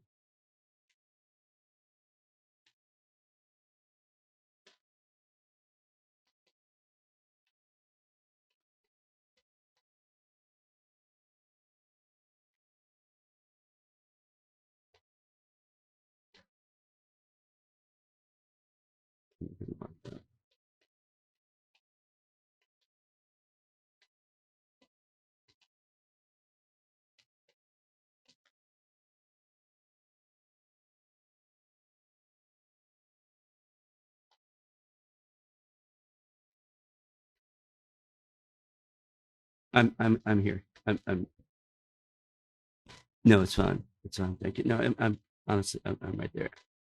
Okay. Ah, poor fellow. He'll have to die now, ejaculated the Long Island sailor. Going to his vice bench, the carpenter, for convenience sake and general reference, now transferringly measured on it the exact length of the coffin that the coffin was to be, and then made the transfer permanent by cutting 2 notches in its extremities.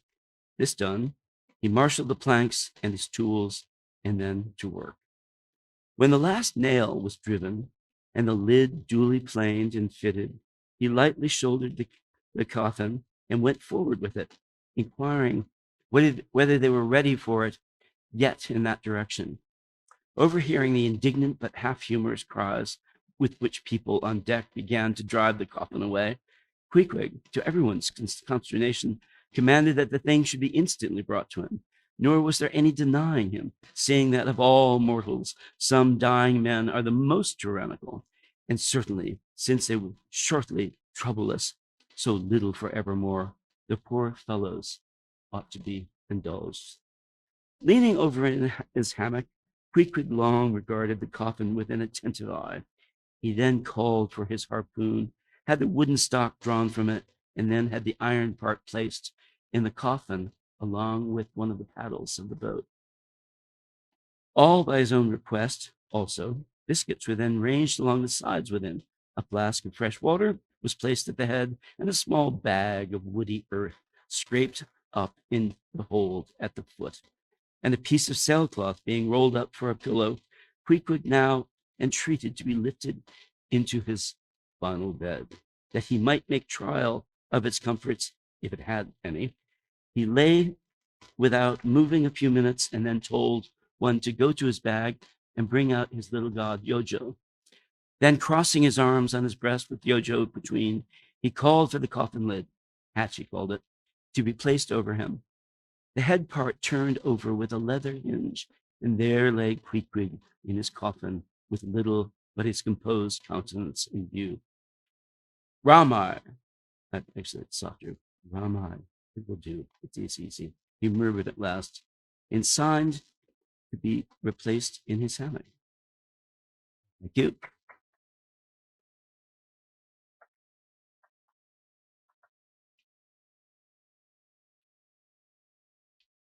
But ere this was done, Pip, who had been silly hovering near by all the while, drew nigh up to him where he lay, and with soft sobbings took him by the hand, in the other holding his tambourine. Poor Rover, will ye never have ye done with all this weary roving? Where go ye now? But if the currents carry ye to those sweet Antilles, where the beaches are only beat with water lilies, will you do one little errand for me? Seek out one, Pip, who's now been missing long. I think he's in those far Antilles.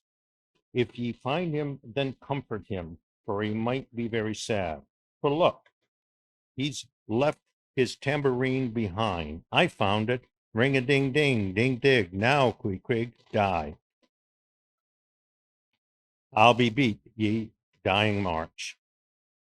I have heard, murmured Starbucks, gazing down the scuttle, that in violent fevers men, all ignorance, have talked in ancient tongues, and that they, when their mystery is probed, it turns out always that their wholly forgotten childhood, those ancient tongues, had been really spoken in their hearing by some lofty scholars. So to my fond faith, poor Pip, in this strange sweetness of his lunacy, brings heavenly vouchers of all our heavenly homes. Where learned he that, but there, hark, he speaks again, but more wildly now. Form 2 and 2, let's make a general of him. Oh, where's his harpoon? Lay it across here. Rig-a-dig, dig, huzzah! Oh, for a gamecock now to sit upon his head and crow. Queequeg dies game. Mind ye that. Queequeg dies game. Take ye look of that. Queequeg dies game. I say game. But base little Pip, he died a coward. Died all a shiver. Out upon Pip. Hark ye, if ye find Pip, tell him all the Antilles he's run away. A coward. Tell them he jumped from a whaleboat. I'd never beat my tambourine over Pip. And hail him general. If he were once more dying there, no. Shame upon all cowards, shame upon them. Let him go drown like Pip. That jump from a whaleboat. Shame. During all this, Queequeg lay with his eyes closed as if in a dream. Pip was led away, and the sick man was replaced in his hammock.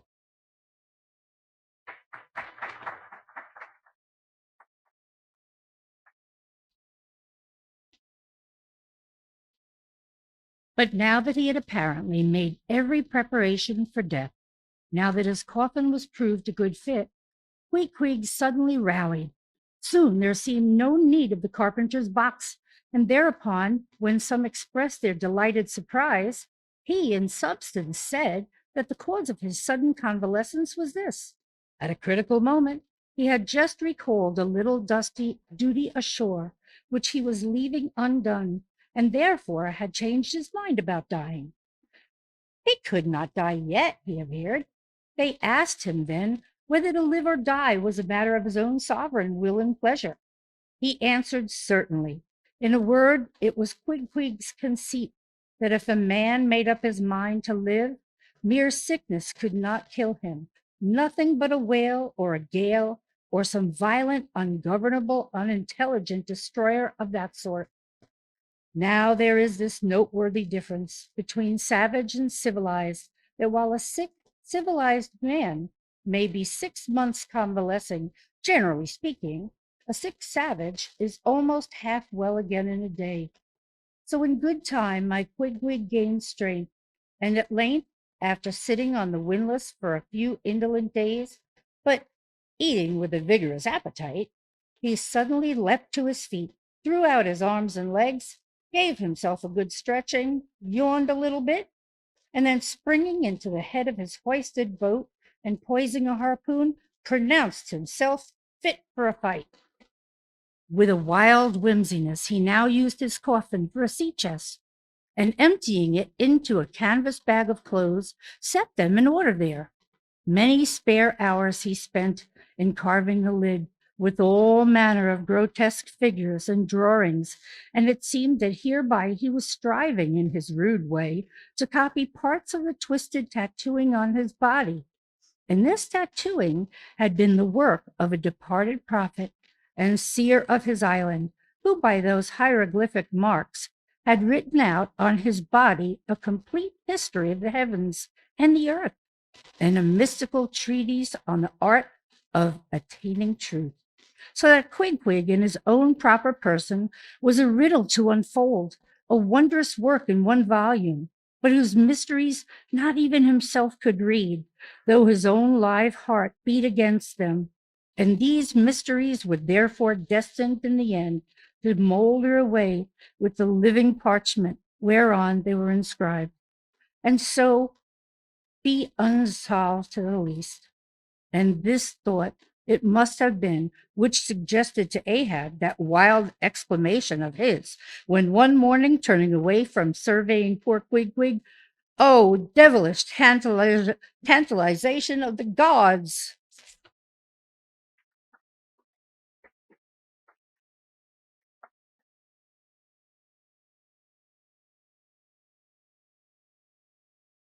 Chapter 111, The Pacific. When gliding by the Bashy Islands, we emerged at last upon the Great Salt Sea. Were it not for other things, I could have greeted my dear Pacific with uncounted thanks. For now the long supplication of my youth was answered. That serene ocean rolled eastwards from me 1,000 leagues of blue.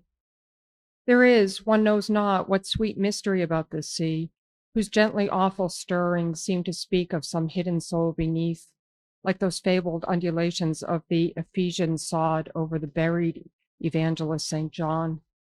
In meat it is that over these sea pastures, wide rolling watery prairies and potters' fields of all 4 continents, the waves should rise and fall and ebb and flow unceasingly.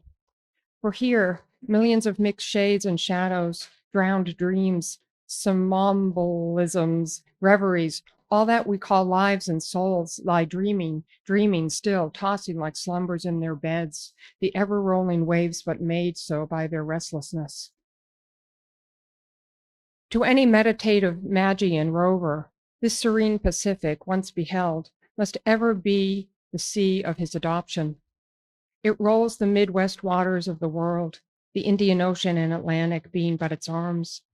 The same waves wash the moles of the new-built Californian towns, but yesterday planted by the recentest race of men, and lave the faded but still gorgeous skirts of Asiatic lands older than Abraham, while all between float milky ways of coral isles, in low-lying, endless, unknown archipelagos, in impenetrable Japans. Thus this mysterious divine Pacific zones the world's whole bulk about, makes all coasts one bay to it, seems the tide-beating heart of earth.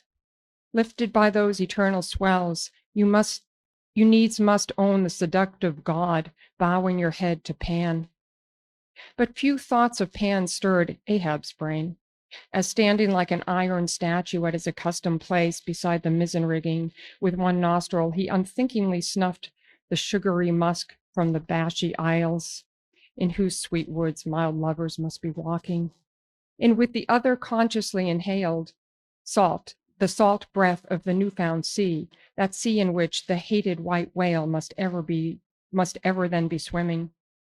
Launched at length upon these almost final waters and gliding towards the Japanese cruising ground, the old man's purpose intensified itself. His firm lips met like the lips of a vice, The delta of his forehead's veins swelled like overladen brooks. In his very sleep, his ringing cry ran through the vaulted hull. Stern all, the white whale spouts thick blood. Chapter 112, The Blacksmith. Availing himself of the mild, summer-cool weather that now reigned in these latitudes, in preparation for the peculiarly active pursuits shortly to be anticipated, Perth, the begrimed, blistered old blacksmith, had not removed his portable forge to the hold again, after concluding his contributory work for Ahab's leg, but still retained it on the deck, fast lashed to rig bolts by the foremast, being now almost incessantly invoked by the headsmen and harpooners and bowsmen to do some little jobs for them, altering or repairing or new shaping their various weapons and boat furniture. Often he would be surrounded by an eager circle, all waiting to be served, holding boat spades, pike heads, harpoons, and lances, and jealously watching his every sooty movement as he toiled. Nevertheless, this old man's was a patient hammer wielded by a patient arm. No murmur, no impatience, no petulance did come from him. Silent, slow, and solemn, bowing over still further his chronically broken back, he toiled away, as if toil were life itself, and the heavy beating of his hammer, the heavy beating of his heart. And so it was, most miserable. A peculiar walk in this old man, a certain slight but painful appearing yawning in his gait, had at an early period of the voyage excited the curiosity of the mariners.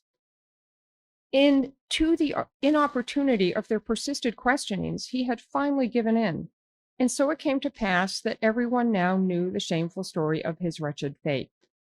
Belated, and not innocently, one bitter winter's midnight, on the road running between two country towns, the blacksmith half stupidly felt the deadly numbness stealing over him, and sought refuge in a leaning, dilapidated barn. The issue was the loss of the extremities of both feet.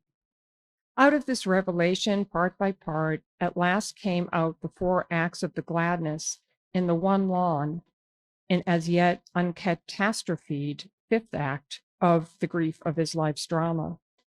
He was an old man who, at the age of nearly 60, had postponedly encountered that thing in sorrow's technicals called ruin. He had been an artisan of famed excellence, and with plenty to do, owned a house and garden, embraced a youthful daughter-like loving wife, and 3 blithe, ruddy children. Every Sunday went to a cheerful-looking church planted in a grove. But one night, under cover of darkness and further concealed in a most cunning disguisement, a desperate burglar slid into his happy home and robbed them of everything. And darker yet to tell, the blacksmith himself did ignorantly conduct this burglar into his family's heart. It was the bottle conjurer.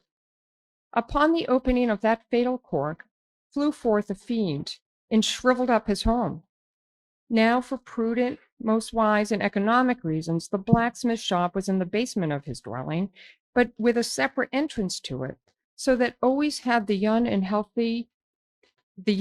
loving, healthy wife listened with no unhappy nervousness, but with vigorous pleasure, to the stout ringing of her young-armed old husband's hammer, whose reverberations, muffled by passing through the floors and walls, came up to her, not unsweetly, in her nursery. And so, to stout labor's iron lullaby, the blacksmith's infants were rocked to slumber.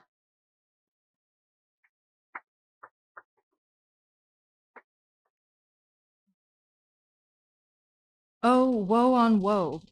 O death, why canst thou not sometimes be timely? Hadst thou taken this old blacksmith to thyself, ere his full ruin came upon him, then had the young widow had a delicious grief, and her orphans a truly venerable, legendary sire to dream of in their after years, and all of them a care-killing competency. But death plucked down some virtuous elder brother, on whose whistling daily toil solely hung the responsibilities of some other family, and left the worse than useless old man standing till the hideous rot of life should make him easier to harvest. Why tell the whole? The blows of the basement hammer every day grew more and more between, and each blow every day grew fainter than the last. The wife sat frozen at the window with tearless eyes, glitteringly gazing into the weeping faces of her children. The bellows fell. The forge choked up with cinders. The house was sold. The mother dived down into the long churchyard grass. Her children twice followed her thither, and the houseless, familyless old man staggered off a vagabond in crepe, his every woe unreverence, his gray head a scorned flaxen curls. Death seems the only desirable sequel for a career like this, but death is only a launching into the region of the strange untried. It is but the first salutation to the possibilities of the immense remote, the wild, the watery, the unshored.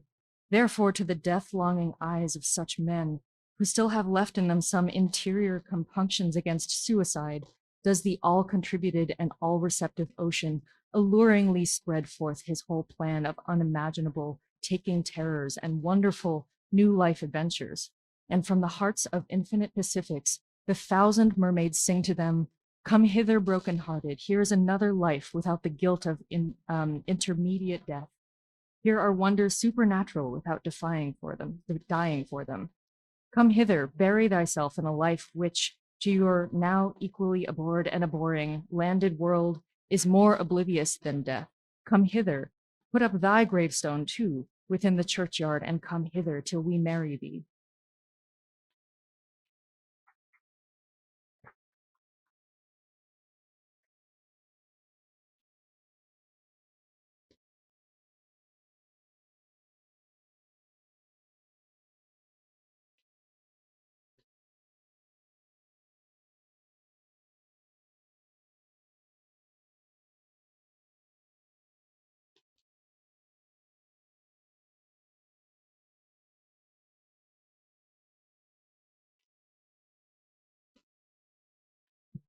Hearkening to these voices east and west, by early sunrise and by fall of eve, the blacksmith's soul responded, "Aye, I come."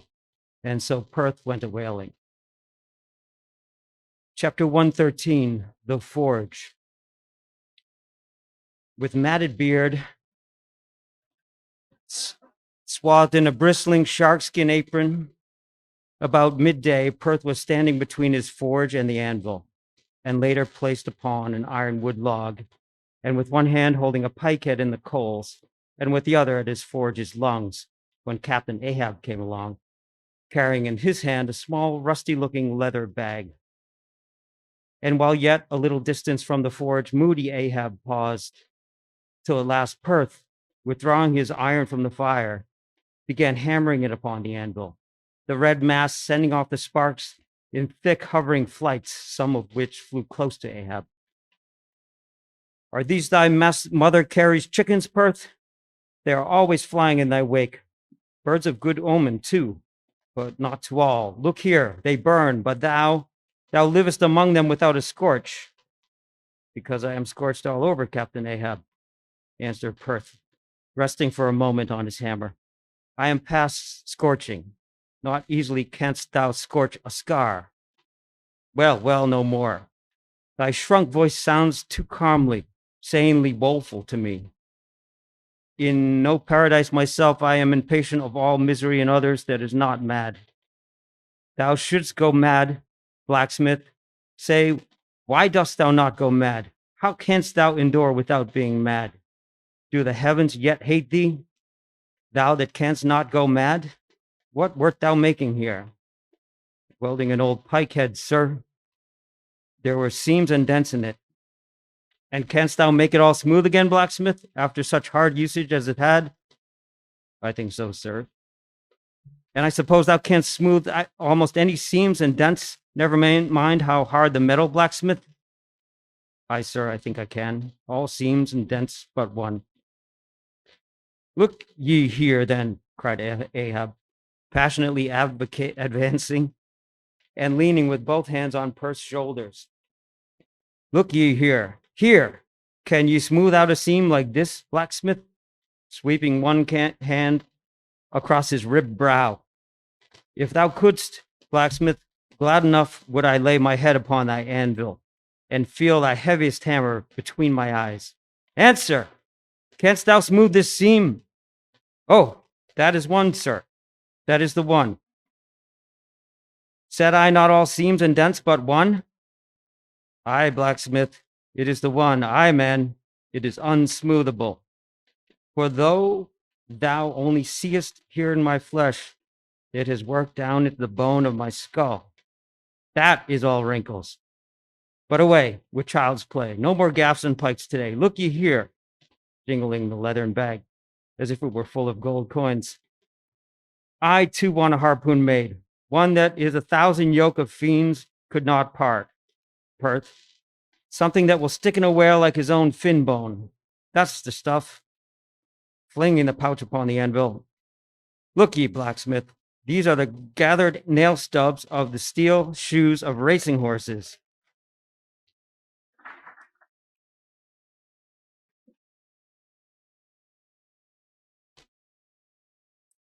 Horseshoe stubs, sir?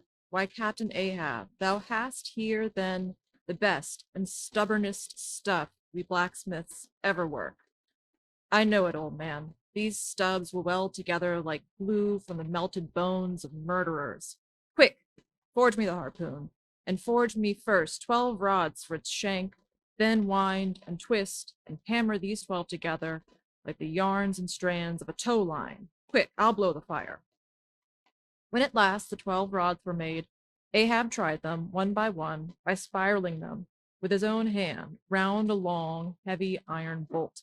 A flaw, rejecting the last one. Work that over again, Perth. This done, Perth was about to begin welding the 12 into one, when Ahab stayed his hand and said he would weld his own iron, as then with regular, gasping hymns, he hammered on the anvil, Perth passing to him the glowing rods, one after the other, and the hard-pressed forge shooting up its intense straight flame. The Parsee passed silently, and bowing over his head towards the fire, seemed invoking some curse or some blessing on the toil. But as Ahab looked up, he slid aside. "What's that bunch of lucifers dodging about there for?" muttered Stubb, looking on from the forecastle. "That Parsee smells fire like a fusee, and smells of it himself like a hot musket's powder pan." At last the shank, in one complete rod, received its final heat, and as Perth, to temper it, plunged it all hissing into the cask of water nearby, the scalding steam shot up into Ahab's bent face. "Wouldst thou brand me, Perth?" wincing for a moment with the pain. "Have I been but forging my own branding iron, then? Pray God, not that. Yet I fear something, Captain Ahab. Is not this harpoon for the white whale?"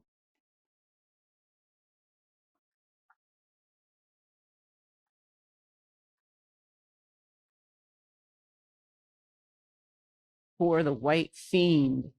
But now for the barbs, thou must make them thyself, man. Here are my razors, the best of steel here, and make the barbs as sharp as the needle sleet of the icy sea. For a moment, the old blacksmith eyed the razors as though he would fain not use them.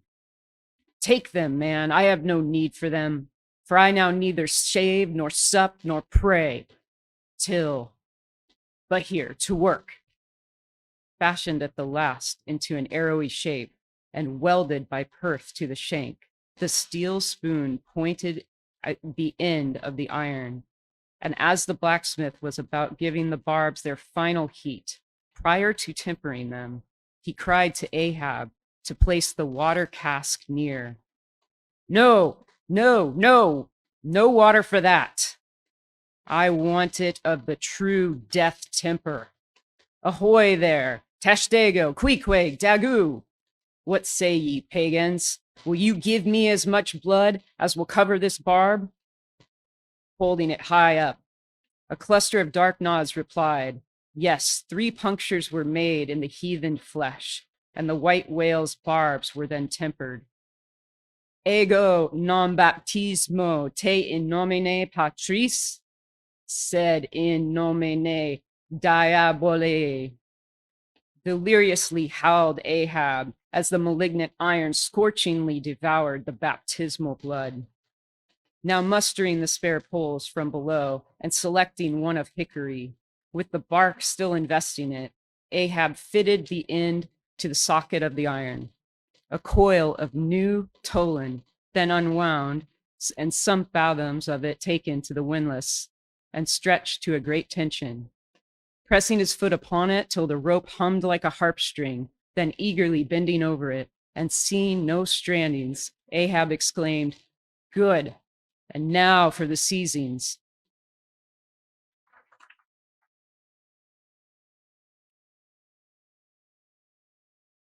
At one extremity, the rope was unstranded, and the separate spread yarns were all braided and woven round the socket of the harpoon. The pool was then driven hard up into the socket. From the lower end, the rope was traced halfway along the pole's length and firmly secured so with intertwistings of twine. This done, pole, iron, and rope, like the three fates, remained inseparable, and Ahab moodily stalked away with the weapon, the sound of his ivory leg and the sound of the hickory pole, both hollowly ringing along every plank. But ere he entered his cabin, a light, unnatural, half-bantering, yet most piteous sound was heard. "Oh, Pip, thy wretched laugh, thy idle but unresting eye, all thy strange mummeries not meaning blended with the black tragedy of the melancholy ship, and mocked it." Chapter 114, The Gilder. Penetrating further and further into the heart of the Japanese cruising ground, the Pequod was soon all astir in the fishery.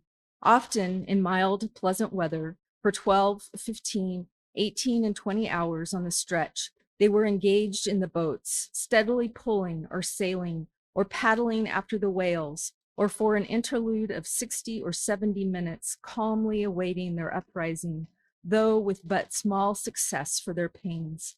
At such times, under an abated sun, afloat all day upon smooth, slow, heaving swells, seated in his boat, light as a birch canoe, and so sociably mixing with the soft waves themselves, like that hearthstone cat's, they purr against the gunwale.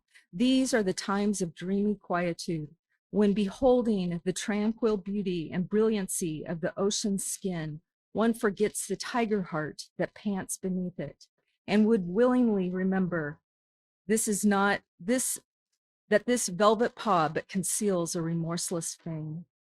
These are the times when in his whaleboat the rover softly feels a certain filial, confident, land-like feeling toward the sea, that he regards it as so much flowery earth, and the distant ship revealing not only the tops of her masts seems struggling forward, not through high rolling waves, but through the tall grass of a rolling prairie, as when the Western immigrants' horses only show their erected ears, while their hidden bodies widely wade through the amazing verdure.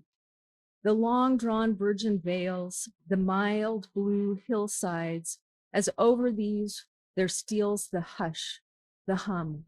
You almost swear that the play-wearied children lie sleeping in these solitudes, in some glad Maytime, when the flowers of the woods are plucked, and all this mixes with your most mystic mood, so that fact and fancy, halfway meeting, interpenetrate and form one seamless whole. Nor did such soothing scenes, however temporary, fail of at least as temporary an effect on Ahab. But if these secret golden keys did seem to open in him his own secret golden treasuries, yet did his breath upon them prove but tarnishing. O grassy glades, O ever vernal endless landscapes in the soul, in ye, though long parched by the dead drought of the earthy life, in ye men yet may roll like young horses in new morning clover, and for some few fleeting moments feel the cool dew of the life immortal on them. Would to God these blessed calms would last. But the mingling threads of life are woven by warp and woof, calms crossed by storms, a storm for every calm. There is no steady, unretracing progress in this life. We do not advance through fixed gradations, and at the last one pause. Through infancy's unconscious spell, boyhood's thoughtless faith, adolescence, doubt, the common doom, then skepticism, then disbelief, resting at last in manhood's pondering repose of if. But once gone through, we trace the round again in our infants, boys, and men, and ifs eternally. Where lies the final harbor, whence we unmoor no more? In what wrapped either sails the world, of which the weariest will never weary? Where is the founding's father hidden? Our souls are like those orphans whose unwedded mothers die in bearing them. The secret of our paternity lies in their grave, and we must there to learn it. At the same day, too, gazing far down from his boat's side into the same golden sea, Starbuck lowly murmured, loveliness, unfathomable, as ever lover saw in his young bride's eye. Tell me not if thy tiered sharks in thy kidnapping cannibal ways, let faith oust faith, fact, let fancy oust memory. I look deep down and do believe. And Stubb, fish-like, with sparkling scales, leaped up in that same golden light. I am Stubb, and Stubb has his history, but here Stubb takes oaths that he has always been jolly.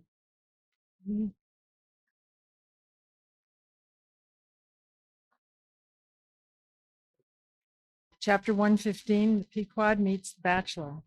And jolly enough were the sights and the sounds that came bearing down before the wind, some few weeks before Ahab's harpoon had been welded.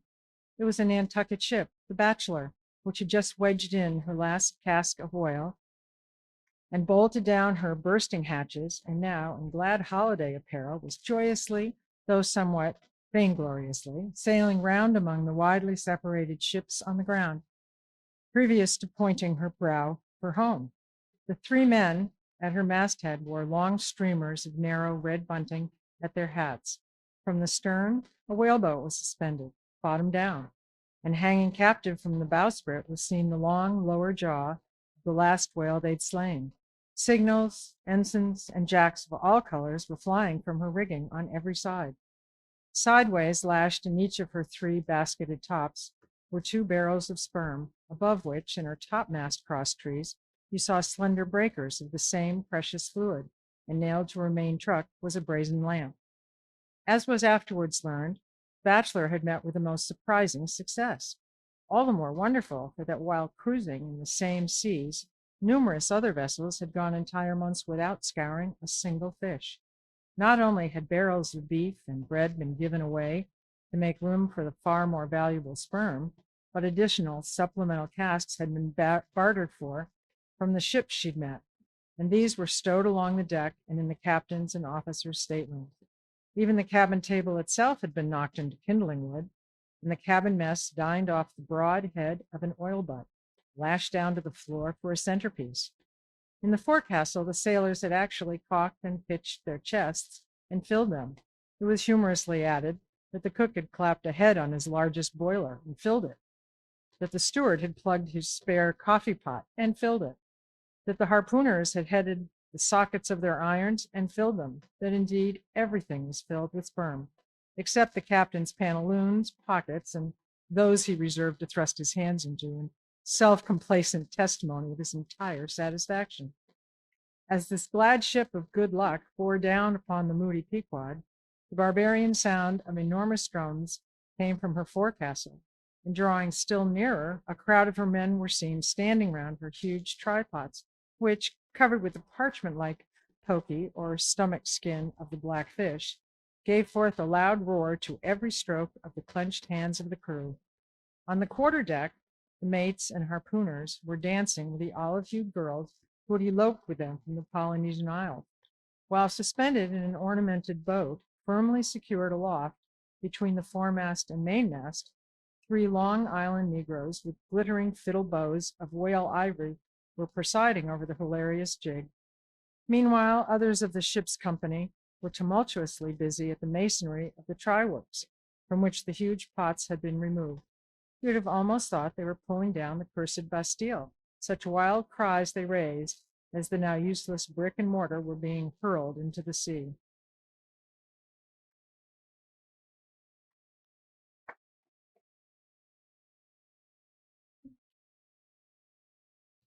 Lord and master over all this scene, the captain stood erect on the ship's elevated quarterdeck, so that the whole rejoicing drama was full before him and seemed merely contrived in his own individual diversion. And Ahab, he too was standing on his quarterdeck, shagging and black with a stubborn gloom, and as the two ships crossed each other's wakes, one all jubilations for things past, and others all forebodings as to things to come. Their two captains in themselves impersonated the whole striking contrast of the scene. Come aboard, cried the gay bachelor's commander, lifting a glass and a bottle in the air. Has seen the white whale? Grunted Ahab in reply. No, only heard of him, but don't believe in him at all. Said the other good-humoredly, come aboard. Thou art too damned jolly. Sail on. Hast lost any men? Not enough to speak of. 2 islanders, that's all. But come aboard, all heartily come along. I'll soon take that black from your brow. Come along, will ye? Merely that, the play, a full ship, homeward bound. How wondrous familiar is a fool, muttered Ahab, and then aloud, thou art a full ship, homeward bound. Thou says, well then, call me an empty ship and onward bound. So go thy ways, and I will mine. Forward there, set all sail, and keep her to the wind. And thou's, well, the one ship went cheerily before the breeze, the other stubbornly fought against it. And so the two vessels parted, the crew of the Pequod looking well grave, lingering glances towards the receding bachelor. But the bachelor's men never heeded their glaze, for the lively riverly they were in. And as Ahab, leaning over the taffrail, eyed the homeward bound craft, he took from his pocket a small vial of sand, and then looking from the ship to the vial, seemingly thereby bringing 2 remote associations together, for the vial was filled with Nantucket soundings.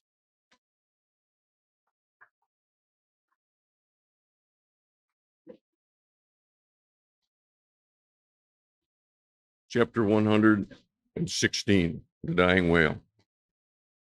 Not seldom in this life, when on the right side, fortune's favorites sail close by us, we, though all adroop before, catch somewhat of the rushing breeze and joyfully feel our bagging sails fill out.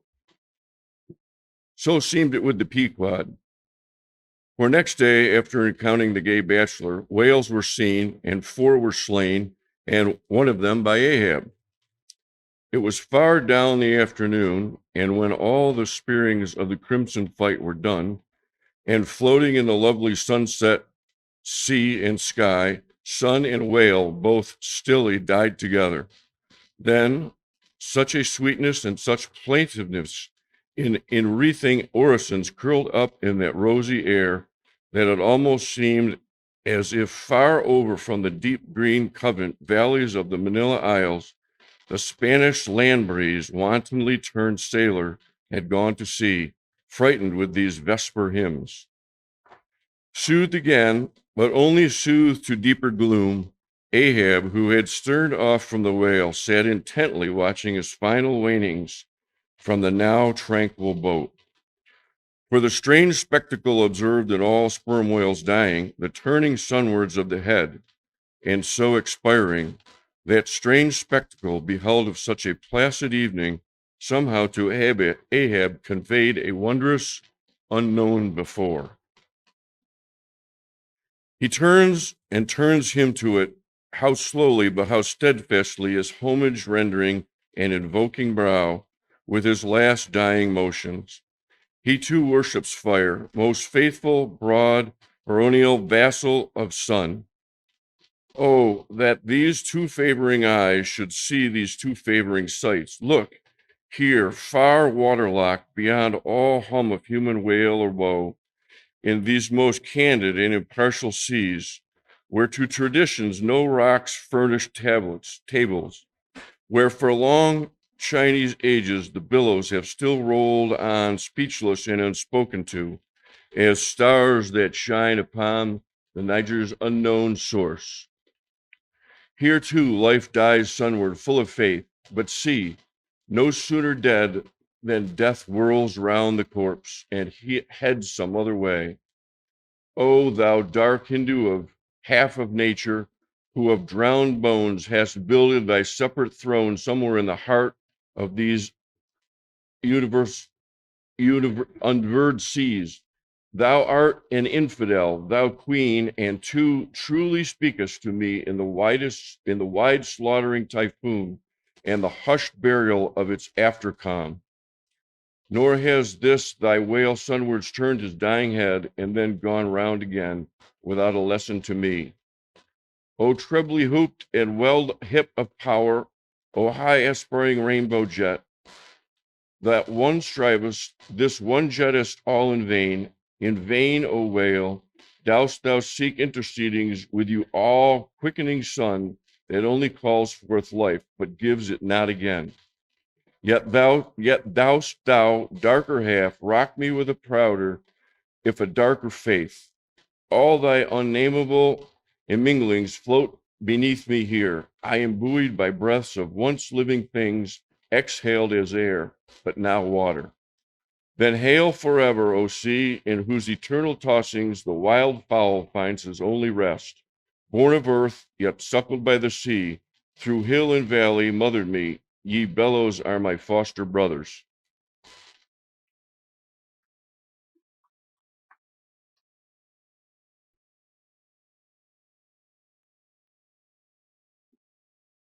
Chapter 117, The Whale Watch. The 4 whales slain that evening had died wide apart, one far to windward, one less distant to leeward, one ahead astern.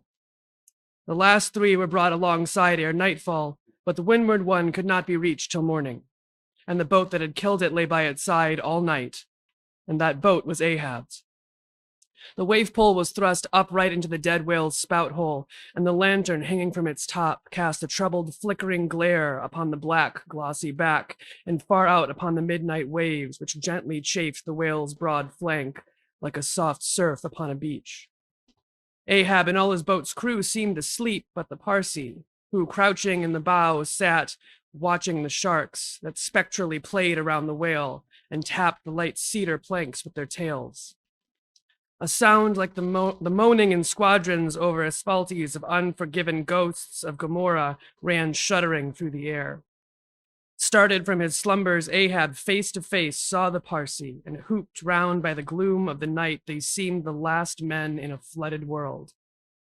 I have dreamed it again, said he. Of the hearses, have I not said, old man, that neither hearse nor coffin can be thine? And who are hearse that die on the sea? But I said, old man, that ere thou couldst die on this voyage, 2 hearses must verily be seen by thee on the sea. The first not made by mortal hands, and the visible wood of the last one must be grown in America. Aye, a strange sight that, Parsee, a hearse and its plumes floating over the ocean with the waves for the pallbearers. Ha! Such a sight we shall not soon see. Believe it or not, thou canst not die till it be seen, old man. And what was that saying about thyself? Though it come to the last, I shall go before thee, thy pilot. And when thou art so gone before, if ever that befall, then ere I can follow, thou must still appear to me, to pilot me still? Was it not so?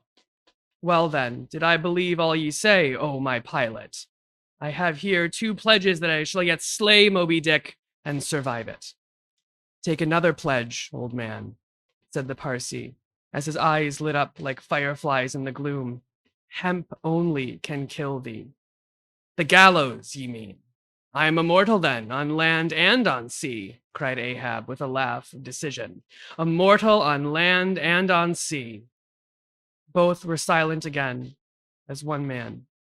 The gray dawn came on, and the slumbering crew arose from the boat's bottom, and ere noon the dead whale was brought to the ship.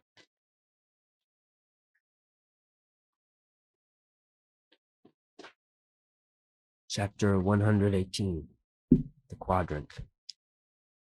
The season for the line at length drew near, and every day when Ahab, coming from his cabin, cast his eyes aloft, the vigilant helmsman would ostentatiously handle his spokes, and the eager mariners quickly run to the braces and would stand there with all their eyes centrally fixed on the nailed doubloon, impatient for the order to point the ship's prow for the equator.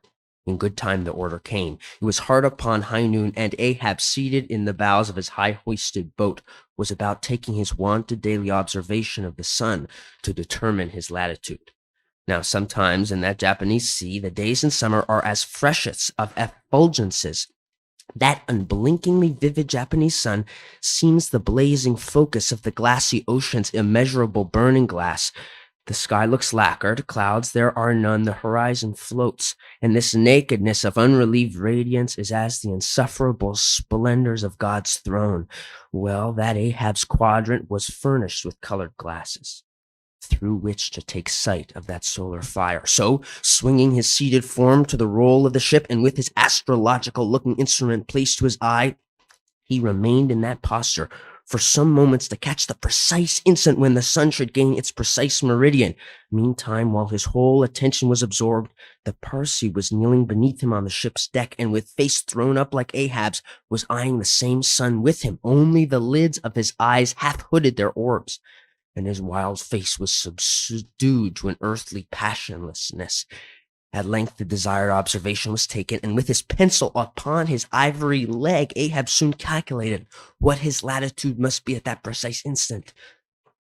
Then, falling into a moment's reverie, he again looked up towards the sun and murmured to himself, "Thou sea mark, thou high and mighty pilot, thou tellest me truly where I am, but canst thou cast the least hint where I shall be?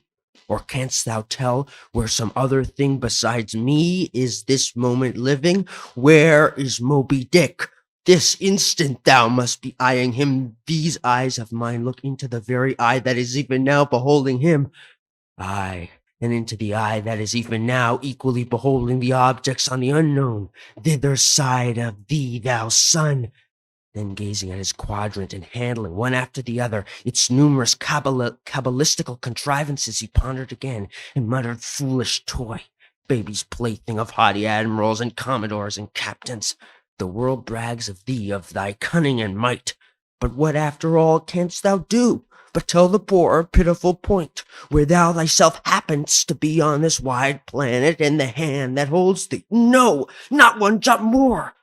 Thou canst not tell where one drop of water or one grain of sand will be tomorrow noon, and yet with thy impotence thou insultest the sun. Science, curse thee, thou vain toy, and cursed be all the things that cast man's eyes aloft to the heaven, whose live vividness but scorches him, as these old eyes are even now scorched with thy light, O sun. Level by nature to this earth's horizon are the glances of man's eyes, not shot from the crown of his head, as if God had meant him to gaze on his firmament.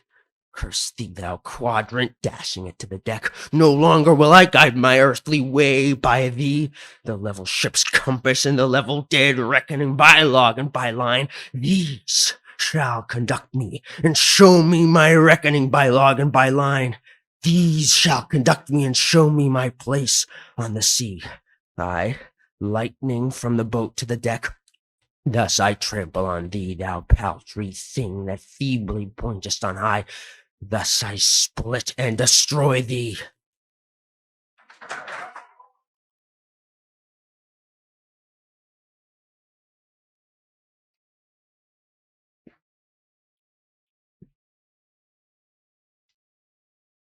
As the frantic old man thus spoke, and thus trampled with his live and dead feet, a sneering triumph that seemed meant for Ahab, and a fatalistic despair that seemed meant for himself, these passed over the mute, motionless Parsee's face.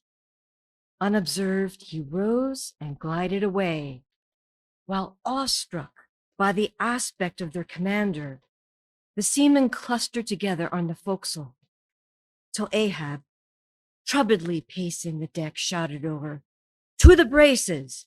Up helm! Square in! In an instant, the yard swung round, and as the ship half-wheeled upon her heel, the three firm-seated, graceful masts, erectly poised upon her long, ribbed hull, seemed as the three Horatii pirouetting on one sufficient steed. Standing between the knightheads, Starbuck watched the Pequod's tumultuous way, and Ahab's also, as he went lurching along the deck.